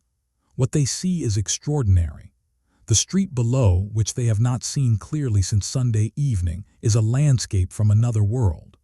The familiar shapes are all still there, buried under the snow, the stoops, the railings, the lamp posts, the fence lines, but they are transformed. The snow has softened every edge, rounded every corner, filled every hollow. The surface of the street is smooth and unbroken, a gentle undulating plain of white that rises and falls in the curves of the buried drifts. It is, in the dim light of the pre-dawn hours, beautiful. Quietly, achingly beautiful. A man in a brownstone on West 18th Street opens his front door for the first time since Monday morning. He does not go outside. The drift against his door is still several feet deep, but he stands in the doorway and looks out at the narrow trench that the drift has created between the snow and his door frame, and he breathes the air. It is cold. It is very cold, but it is still. The wind has dropped to a whisper, and the snow is falling so lightly now that he can see the individual flakes drifting past his face, each one distinct, each one a tiny, perfect structure of ice catching the faint glow from the lamp in his hallway. He stands there for a long time, breathing the cold, still air, and he does not speak. On the rooftops, the silence is even more profound. A watchman on the roof of a commercial building near City Hall, he has been up there periodically through the night, checking the snow load and shoveling when he can, stands at the parapet and looks out across the city. The wind has died to almost nothing. The snow has nearly stopped. And the city spread out before him is a vision of stillness so complete that it seems less like a living place than like a painting, a vast canvas of white and gray and charcoal, rendered in the softest possible tones, without a single moving figure anywhere in the frame. The rooftops stretch away in every direction, each one carrying its own smooth burden of white. The chimneys rise from the snow like the stumps of trees in a winter forest. The church steeples point upward into the low gray sky. And nowhere at all is there any movement. The watchman looks at this scene for a long time, and then he turns and goes back inside and descends the stairs to his office, where his stove is still burning and his coffee is still warm, and he sits down and writes in his logbook, 3:15 in the morning. Wind has dropped, snow easing, city quiet. In the tenements on the Lower East Side, the silence wakes people from sleep. This seems paradoxical that silence could wake a person, but it is true.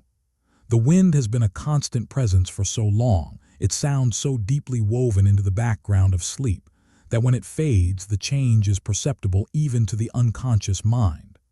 A man who has been sleeping fitfully on a pallet beside his kitchen stove opens his eyes and lies still, listening. Something is different. Something has changed.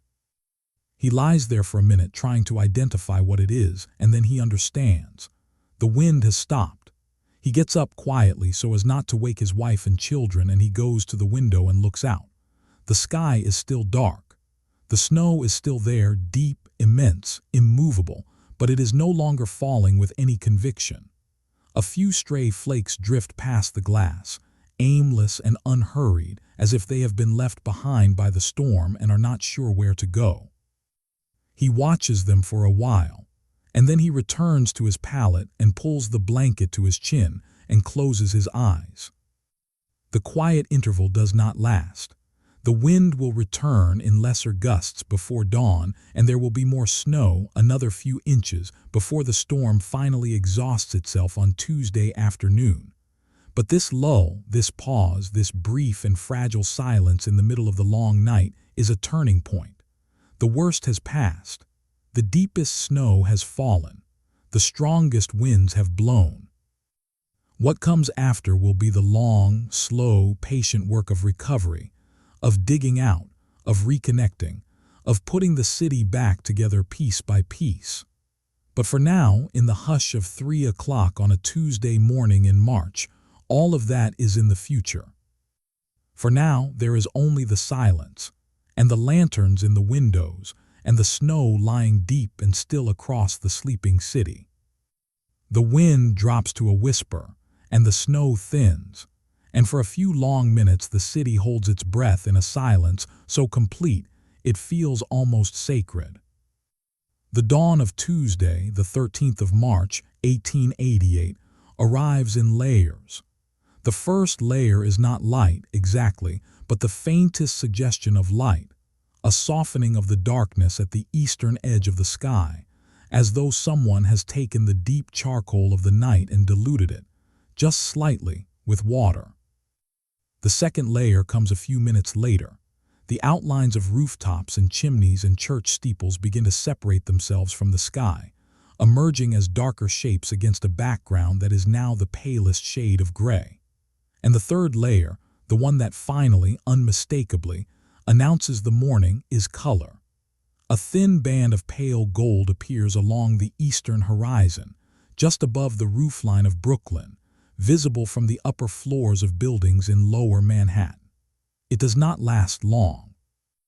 The clouds are still heavy, still low, and they close over the gold within minutes, but it is there, it is seen, and it is enough. The city wakes slowly. There is none of the usual urgency of a weekday morning, no alarm clocks clamoring, no rush to dress and eat and catch the train. The trains are not running, the offices are not open. The city has no schedule today, and so people rise at their own pace, stirred from sleep not by obligation but by curiosity. What does it look like out there? How deep is it? Has it stopped?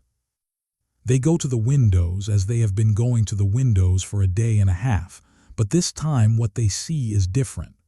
The snow has stopped falling. Not entirely, a few desultory flakes still drift through the air, the last remnants of the storm's great cargo, but for all practical purposes the snowfall has ended. The wind, too, has subsided.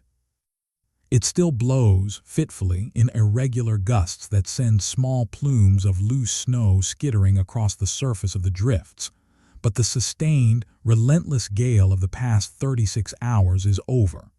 The air is cold, bitterly cold, in fact, with temperatures still in the single digits, but it is calm. And in that calm, the city reveals itself. What the residents see from their windows is a landscape that bears almost no resemblance to the city they know. The streets have vanished, not merely covered but erased. Where Broadway should be, there is a smooth, rolling plain of white, its surface sculpted by the wind into long, graceful curves and ridges that resemble the sand dunes of a coastal beach. Where the cross streets should be, those orderly east-west corridors that give Manhattan its grid, there are deep valleys and canyons of snow, their walls carved sharp and clean by the wind, their floors in shadow. The stoops of the brownstones, which normally rise 4 or 5 steps from the sidewalk to the front door, are entirely submerged. The iron railings that line them protrude from the snow in short, black curves like the ribs of some buried vessel. The fire hydrants are gone. The hitching posts are gone. The letter boxes are gone. Everything below the level of the first-floor windows has been absorbed into the white. The first people to venture outside do so cautiously. A door opens on a side street in the West 20s, and a man emerges slowly, carefully, one hand on the door frame for balance. The drift against his door has been partially cleared by someone during the night, perhaps a neighbor, perhaps the building superintendent, and he steps through the narrow gap between the snow wall and the door jamb and finds himself standing on a surface that is roughly level with his waist. He sinks immediately. The snow reaches his hips and he stands there for a moment, both hands braced on the surface of the drift, his breath forming thick white clouds in the frigid air. He looks to his left. He looks to his right. He sees nothing moving. The street is silent. The sky is white. And the snow, stretching in every direction to the vanishing point, is so vast and so featureless that for a moment the man feels not like he is standing in a city at all, but in some vast, empty, polar wilderness. A place without landmarks, without roads, without any sign that human beings have ever built anything here. Then he hears a voice. It comes from somewhere to his left, muffled, distant, but unmistakably human. He turns and sees 3 doors down, another figure emerging from another doorway, another man standing waist-deep in the snow, another pair of arms braced against the white surface. The second man waves. The first man waves back. And between them, in that small exchange of gestures, 2 strangers acknowledging each other across a transformed and silent street, there is something that feels like the beginning of recovery. Not the recovery itself, which will take days and weeks, but the beginning, the first acknowledgement that the storm is ending, that the city is still here, and that the long work of putting it back together can now at last commence. Across the city, similar scenes unfold. Doors open. Figures appear. They stand in their doorways or on their stoops or in the narrow trenches they have dug to reach the street, and they look out at the new world the storm has made, and they shake their heads in quiet astonishment. Some of them laugh, not from amusement exactly, but from the sheer improbability of what they are seeing. A woman on East 9th Street opens her second-floor window and looks down and discovers that the snow is level with her windowsill. She could, if she wished, step directly from her parlor onto the surface of the drift.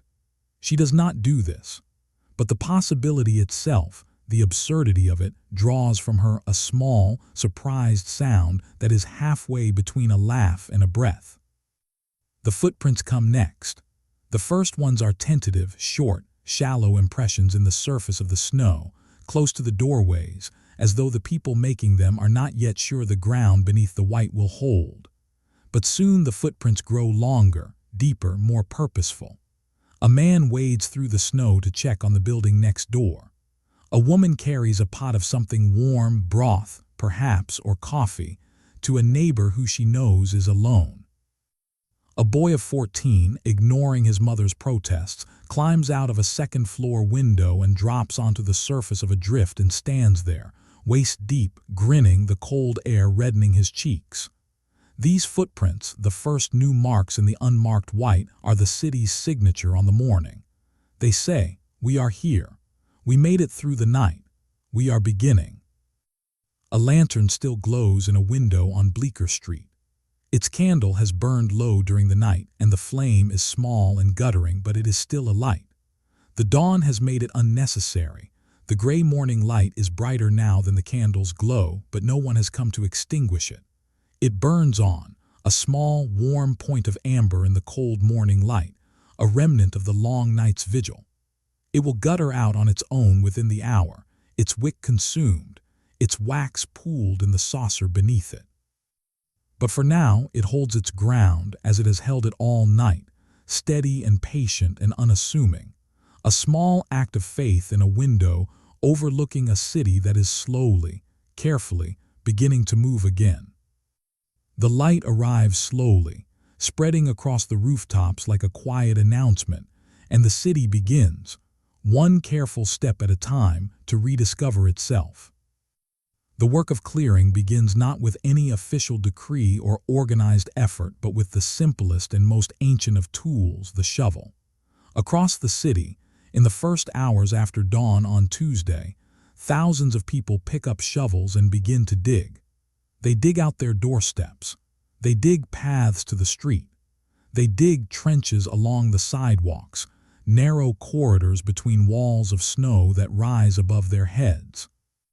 The sound of shovels, the rhythmic scrape and thud of metal against packed snow, becomes the predominant sound of the morning, replacing the wind that has filled the city's ears for the past day and a half. It is a good sound, a productive sound, a human sound. The work is hard. The snow is not the light, fluffy kind that can be tossed aside with a flick of the wrist. It is dense, wind-packed, heavy with moisture. A single shovelful weighs several pounds, and the volume that must be moved is staggering. A man clearing a path from his front door to the nearest cross street, a distance of perhaps 50 or 60 feet, may move several tons of snow in the process. His back aches. His arms burn. His hands blister inside his gloves. But he continues because the path must be made, and there is no one else to make it, and the sooner it is done, the sooner the ordinary business of life can resume. The clearing is not random. There is a kind of organic logic to it, a natural order that emerges without anyone directing it. People clear their own doorsteps first, then connect their cleared areas to their neighbors' cleared areas, then extend the network outward toward the nearest avenue. The avenues, being wider and more important, attract larger groups of shovelers. Neighbors who have never spoken to one another find themselves working side by side, establishing a rhythm. One digs, another scoops. A third carries the snow to a pile growing against a building wall. The piles grow quickly. Within a few hours, the cleared paths are lined with mountains of shoveled snow that are, in some cases, taller than the buildings beside them. In the wealthier neighborhoods, building superintendents and hired laborers take the lead. In the working-class districts, the work is communal and voluntary. A group of men on Mulberry Street organize themselves into a shoveling brigade, working their way down the block in a line, passing the cleared snow from hand to hand in buckets and baskets and coal scuttles. Their progress is slow, perhaps 100 feet per hour, but it is steady, and by midday they have cleared a passable trench from one end of their block to the other. A woman watching from a window above brings down a pot of coffee and a stack of tin cups, and the men pause in their work and stand in the trench they have made, drinking coffee and catching their breath, their faces flushed with exertion, their coats steaming in the cold air. Children contribute too, in their own way. They are given the lighter tasks, carrying small buckets of snow, stamping down the paths with their boots, fetching water and food for the workers. A boy of 10 on the Lower East Side is given a broom and assigned to sweep the loose snow from a cleared stoop.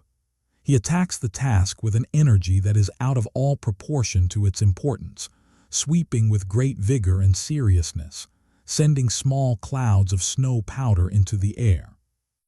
His mother watches from the doorway, her arms folded, a faint smile on her face. The boy is helping.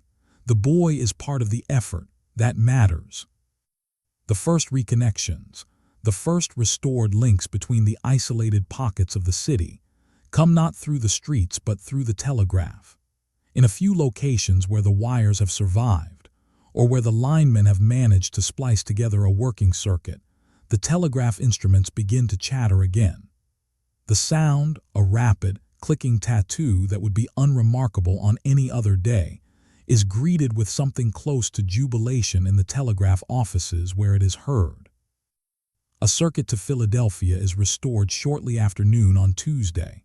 A circuit to Boston comes back an hour later. The messages that flow along these fragile, intermittent connections are brief and practical reports of conditions, requests for assistance, confirmations that the storm has passed, but they carry a weight that is greater than their words. They are proof that the outside world is still there. that the silence has been broken, that New York is no longer alone. The ferries are the next to attempt reconnection. On Tuesday afternoon, a few of the ferry companies send their boats out on cautious, experimental crossings of the East River and the Hudson. The conditions are still difficult. The rivers are thick with ice, and the wind, though diminished, is still strong enough to push a ferry off course, but the crossings are made.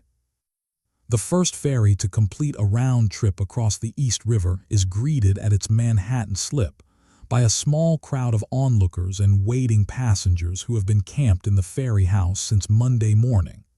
They do not cheer, exactly. They are too tired and too cold for cheering. But they nod and they smile, and they pick up their bags and their bundles and they board the boat. And the boat carries them across the gray, ice-studded water to the Brooklyn side, where another small crowd is waiting, and where the cleared paths extend from the ferry house to the streets beyond, narrow corridors between towering walls of white. The elevated railways will take longer. The tracks are buried, and the drifts on the elevated structures are packed so hard by the wind that they resist ordinary shoveling. Special crews will have to be assembled, and in some places the snow will have to be melted with steam before the tracks can be cleared. The first elevated trains will not run until Wednesday, and full service will not resume for nearly a week. But the knowledge that the ferries are crossing, that the rivers can be traversed, that the city is no longer a sealed island, is itself a form of reconnection. The map of the city, which has been reduced over the past 2 days to a collection of isolated blocks and neighborhoods, each one cut off from the others by the impassable snow, begins to expand again. The blocks connect to the avenues. The avenues connect to the ferry terminals. The ferries connect to Brooklyn and New Jersey. The Telegraph connects to Philadelphia and Boston. The city is reaching outward, tentatively, like a person extending a hand in the dark, feeling for something solid to hold onto. On a cleared stretch of Broadway, 2 men meet. They are acquaintances, not close friends, but the kind of people who see each other regularly in the course of business, who nod and exchange a few words in passing. They have not seen each other since Friday. They shake hands. They stand in the narrow path between the snow walls, their breath mingling in the cold air, and they talk. They talk about the storm, how deep it was, how long it lasted, what it was like in their respective neighborhoods. They talk about the ferries and the trains. They talk about when the markets might reopen. The conversation is not momentous. It is ordinary, and that is precisely why it matters. It is the sound of ordinary life resuming, the sound of connection restored. Shovel by shovel, path by path, the city begins to find its way back to itself, and the sound of human voices carries once more across the drifts. In the days following the storm, as the clearing continues and the city slowly reemerges from beneath its white covering, there are moments of unexpected beauty. They come without warning, and they are all the more striking for appearing in the midst of so much disruption. They are small wonders, quiet spectacles that arise from the collision of ice and light and the particular geometry of a city buried in snow. And they deserve, in a story like this, their own gentle chapter. The icicles are the most visible of these wonders. They hang from every cornice, every eave, every awning, every fire escape in the city. Some of them are small, a few inches long, slender and translucent, catching the weak winter sunlight and refracting it into faint, trembling spectrums of color. Others are enormous, 3 feet, 4 feet, 5 feet long, as thick as a man's arm, their surfaces ridged and textured with the record of their own formation, each ridge marking a moment when the melting water paused and refroze and added another layer to the growing column. They hang in rows from the edges of buildings, and when the sunlight strikes them at the right angle, which happens only briefly, when the clouds part for a few minutes in the early afternoon, they glow. Not brightly, not dramatically, but with a soft, internal luminescence, as though each icicle contains, within its frozen structure, a small reserve of captured light. The children, predictably, are the first to notice. They stand beneath the icicles and look up, their mouths open, their eyes wide. Some of them reach up and touch the icicles with mittened hands, feeling the smooth, cold surface, the way it narrows to a point, the satisfying way it snaps free when pulled gently from its moorings. A broken icicle held up to the eye becomes a lens, a cold, imperfect lens through which the world appears watery and distorted, a city viewed through a prism of ice. The children laugh at this. They hold the icicles up to the light and watch the colors scatter. The post-storm light itself is remarkable.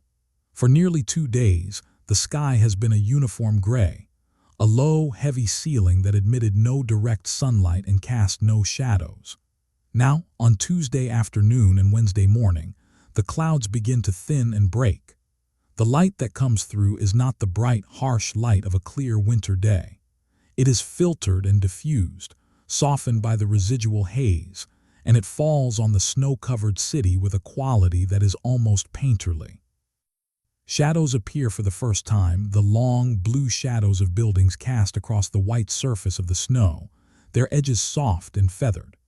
The snow itself, which under the overcast sky appeared uniformly white, now reveals a range of colors: cream, pale blue, lavender, the faintest rose where the low sun touches it at an oblique angle. The city, which has been monochrome for days, is suddenly, subtly, full of color. Photographers venture out. In 1888, photography is not the casual, instantaneous practice it will later become. A photograph requires a camera, a large, heavy wooden box mounted on a tripod, and glass plates coated with light-sensitive chemicals, and a good deal of patience. The photographers who carry their equipment out into the snow-filled streets on Tuesday and Wednesday are serious practitioners, and they know what they are seeing. They know that the scene before them, the drifts towering above the storefronts, the tunnels carved through the white, the buried elevated railways, the icicle-hung cornices, is unprecedented. They set up their tripods on cleared corners and aim their lenses down the snow canyon streets, and they make their exposures, and the images they capture will become, in the years and decades that follow, the visual record of this storm, the proof that it happened, that it was real, that it was as extraordinary as the stories suggest. The children, meanwhile, have discovered that the drifts, now that the wind has stopped, are ideal for play. The great mountains of shoveled snow that line the cleared paths are perfect for climbing, and a child who reaches the summit of one of these mountains stands, for a glorious moment, at the level of the second-floor windows, looking out across the white landscape with the triumphant satisfaction of a mountaineer who has conquered a peak. Snow forts appear in the cleared intersections, elaborate structures with walls and turrets and narrow windows through which snowballs can be launched at passing targets. The targets, for the most part, are other children, though an occasional adult is caught in the crossfire and responds with a patience that suggests a deep reserve of goodwill. A snowball fight breaks out at the corner of 10th Street and 2nd Avenue, involving perhaps a dozen children of various ages. The fight is vigorous but not unkind. There are rules, enforced by the older children, about not throwing at faces and not using ice balls. The sounds of their laughter carry down the cleared path, sharp and clear in the cold air, and the adults who hear it shoveling, walking, standing in doorways pause for a moment and listen. It is the sound of normalcy, the sound of childhood unperturbed. It is, after 2 days of wind and silence and worry, one of the most welcome sounds in the city. The ice formations on the waterfront are another kind of wonder. The spray from the rivers, driven by the wind against the pilings and the hulls of the docked ships, has frozen into fantastic shapes. Curtains and columns and shelves of ice that hang from the piers and the bows of the vessels, each one unique, each one a record of the wind's direction and the water's motion at the moment of freezing. In the afternoon light, these formations glow a pale, translucent blue-green, and they creak and groan softly as the current shifts beneath them. They are temporary. The first warm day will begin to loosen them, and within a week they will have fallen away entirely. But for now, in this brief window between the storm and the thaw, they are extraordinary. The ice catches the light and scatters it in small, quiet prisms, and for a moment the storm's remains become something unexpectedly beautiful.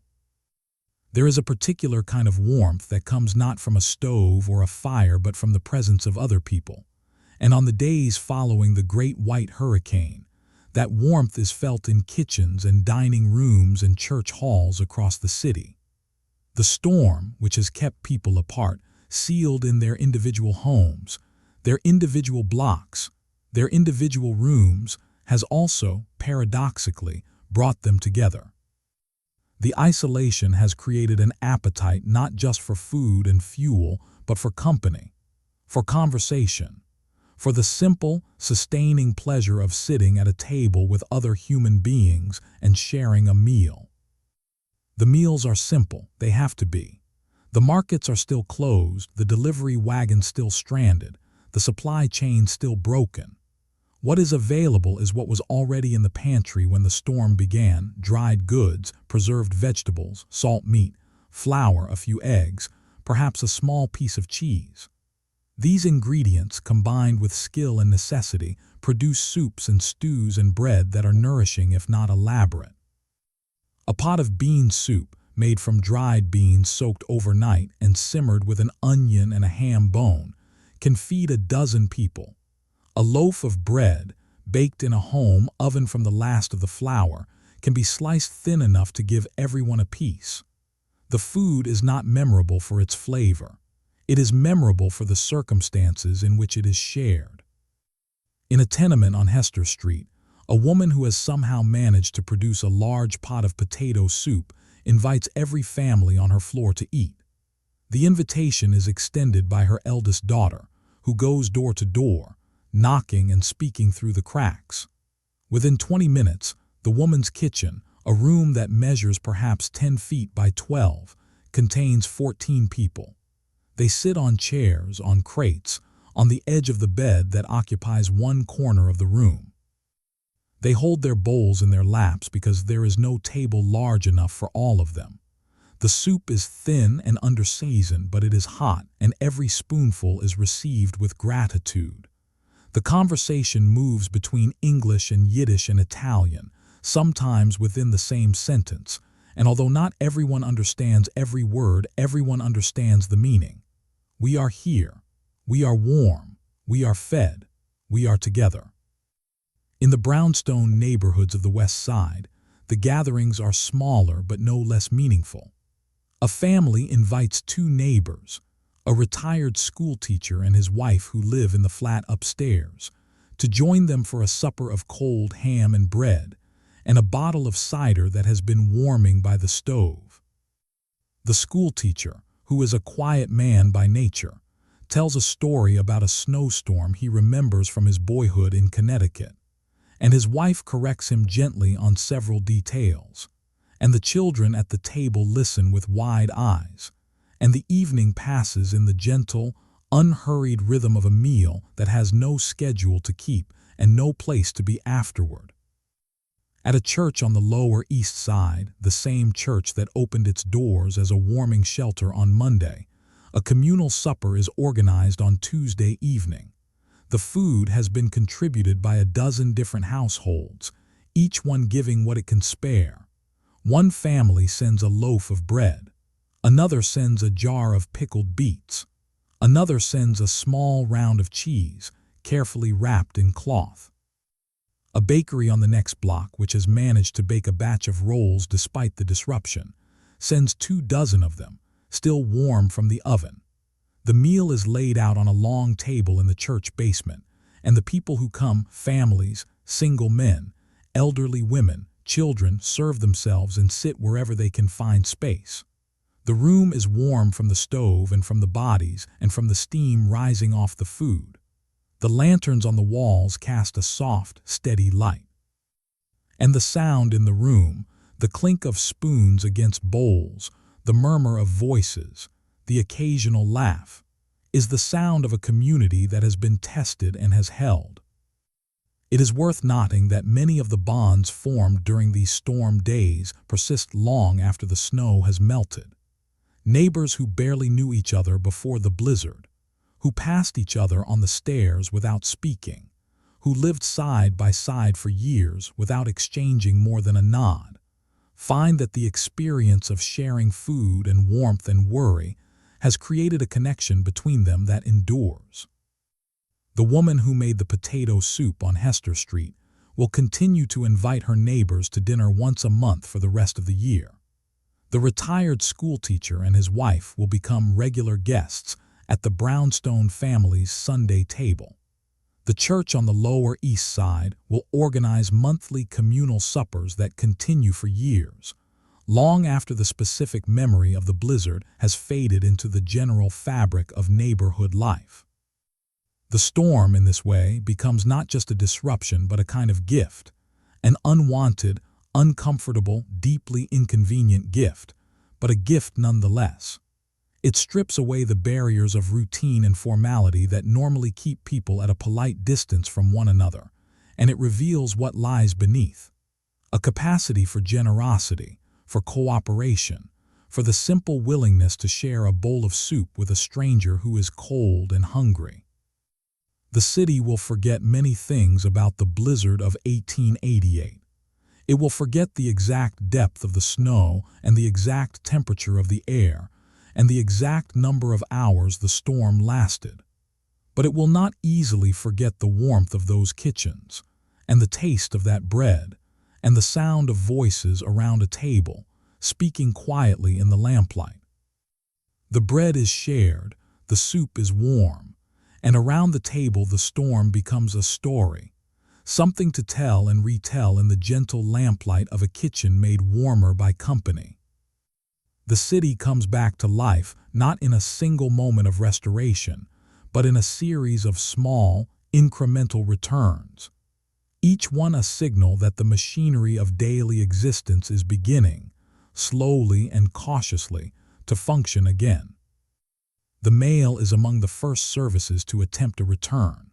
On Wednesday, the 14th of March, 2 days after the storm's peak, the post offices of New York City begin to assemble what deliveries they can. The mail that has accumulated in the sorting rooms is limited. The rail lines are still largely blocked, and little new mail has arrived from outside the city. But there are local letters, business correspondence, and a backlog of items that were sorted before the storm and never delivered. The mail carriers put on their coats, shoulder their satchels, and step out into the cleared paths. Their routes are barely recognizable. The streets they have walked for years are now narrow corridors between walls of snow, and the familiar landmarks, the green letter box on the corner, the grocer's awning, the particular crack in the sidewalk where the carrier always adjusts his step, are buried or obscured. But the addresses are still there, the doors are still there, and the carriers find their way. A mail carrier on his first post-storm delivery on the Upper East Side slips a handful of letters through a door slot and hears, from inside, a small exclamation of surprise and pleasure. The mail has come. The system is working. Someone somewhere is still thinking about the ordinary business of correspondence and connection. The carrier moves on to the next house, his boots crunching on the packed snow of the cleared path, his satchel growing lighter with each stop. The markets reopen on Wednesday and Thursday, though in a diminished form. The stalls that are usually piled high with produce and meat and fish are sparsely stocked, their vendors offering whatever limited goods they have been able to obtain. A market stall that normally displays 20 varieties of apples now has 3. A fish vendor who usually offers a dozen types of fresh catch has only smoked herring and salt cod items that do not require the refrigeration that the cold weather has, ironically, provided in abundance. The prices are higher than usual, reflecting the scarcity of supply and the difficulty of transport, but the customers do not complain. They are grateful that the markets are open at all. They make their purchases, a pound of potatoes here, a small piece of pork there, a bag of flour, a tin of condensed milk, and they carry them home through the cleared paths carefully like provisions for a journey. The elevated railways resume service in stages.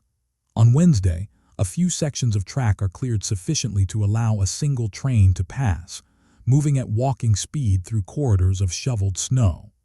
The first trains carry only a handful of passengers, and the ride is slow and lurching, the wheels finding uncertain purchase on tracks that are still slick with ice. But by Thursday, more sections are open, and by Friday, something approaching regular service has been restored on most lines. The trains move cautiously, their engineers alert for drifts and ice on the rails, their conductors watching the platforms with extra care. The passengers, for their part, ride with a new appreciation for the system that carries them. They have spent days without it. They know now what its absence feels like.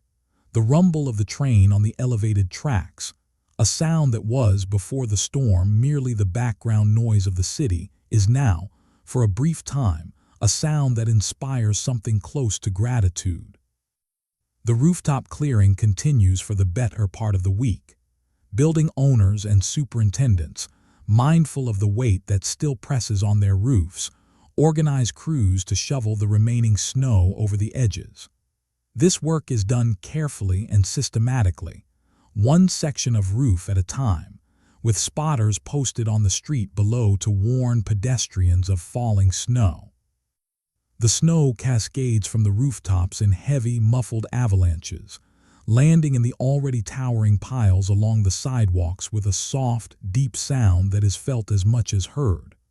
The rooftops, as they are cleared, reappear, their surfaces dark and wet, their chimneys steaming, their outlines sharp against the winter sky.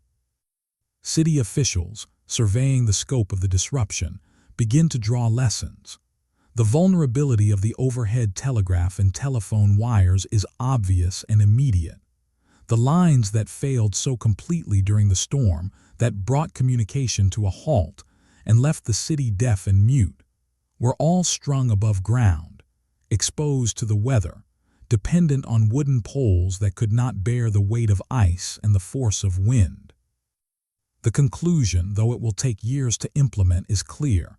The wires must go underground. The cables that carry the city's communications must be buried in conduits beneath the streets, where no storm can reach them. This idea is not new, it has been discussed for years, but the blizzard of 1888 gives it an urgency that it has never had before. Within a few years, the work will begin. The poles will come down. The wires will go below.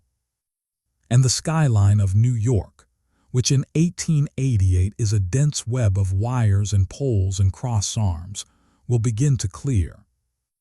The same logic will eventually be applied to the transit system. The elevated railways, exposed and vulnerable, will in time give way to a different kind of rail, one that runs not above the streets but beneath them, in tunnels that are immune to weather.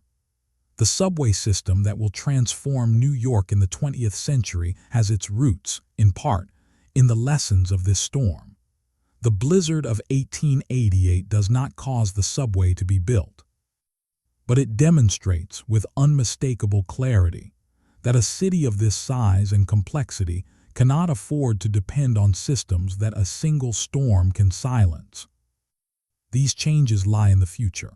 For now, in the days immediately following the storm, the city is focused on the present, on clearing the streets, restoring the services, reopening the schools, resuming the business of daily life. And it does so with a steadiness and a patience that are, in their own quiet way, as impressive as the storm itself. The city does not rush. It does not panic. It digs, it shovels, it clears, it reconnects. One street at a time, one wire at a time, one delivery at a time. The routines return, and with the routines, the rhythms, and with the rhythms the sense fragile at first, then steadier, then solid that the city is itself again. Reset, the routines return, one by one, the mail, the markets, the trains. Each one a small restoration of the order the storm had gently set aside. Let us pause here at the end of our time together and look back at what we have seen. Let us spread the map before us one more time. The map we began with, the map of the eastern seaboard with the island of Manhattan at its center, the rivers on either side, the harbor opening to the sea. On a mild Sunday evening in March of 1888, this city went to sleep expecting nothing more than a change in the weather. What it received was the most powerful blizzard in its recorded history, a storm that buried its streets under drifts that reached the second-floor windows, that silenced its railways and its ferries and its telegraph, that cut it off from the rest of the nation, and that held it, for nearly 3 days, in a great white stillness. We have walked through that stillness together, slowly and gently, from the first uncertain flakes of Sunday evening to the careful first steps of Tuesday morning. We have stood in kitchens and parlors, warming ourselves beside coal stoves.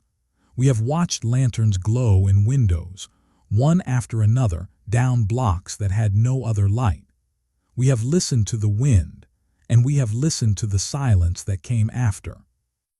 We have seen neighbors share what they had: bread, soup, coal, company. And we have seen strangers become friends over a table lit by a single lamp. The storm passed, as all storms do. The city dug itself out street by street, block by block. The trains ran again. The ferries crossed again. The mail was delivered and the markets reopened and the children went back to school, and the ordinary noise and motion of the city returned to fill the silence that the storm had left behind. And in the years that followed, the city changed. It buried its wires beneath the streets. It began to plan for a transit system that would run underground, beyond the reach of weather. It became, in ways both large and small, a city that remembered what it felt like to be stopped, and that resolved, quietly, to build itself in such a way that it could not easily be stopped again.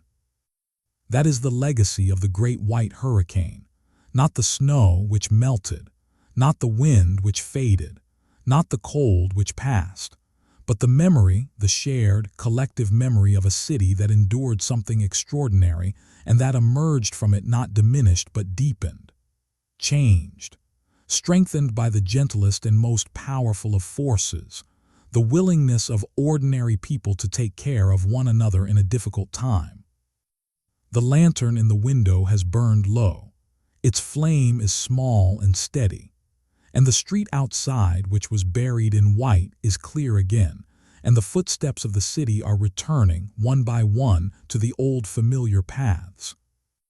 The storm passed, as all storms do, and the city that emerged was not quite the same city that had gone to sleep on a mild Sunday evening in March. The snow has melted now. The streets are clear. The lamps are lit along the avenues, and the ferries are crossing the harbor in their steady, familiar rhythm, and the city is at rest. If you are listening in the dark, in the quiet of your own room, then you have been good company on this long journey, and we are glad you were here. There is nothing more to tell tonight. The story is finished. The lantern is steady. The storm has passed. Rest well.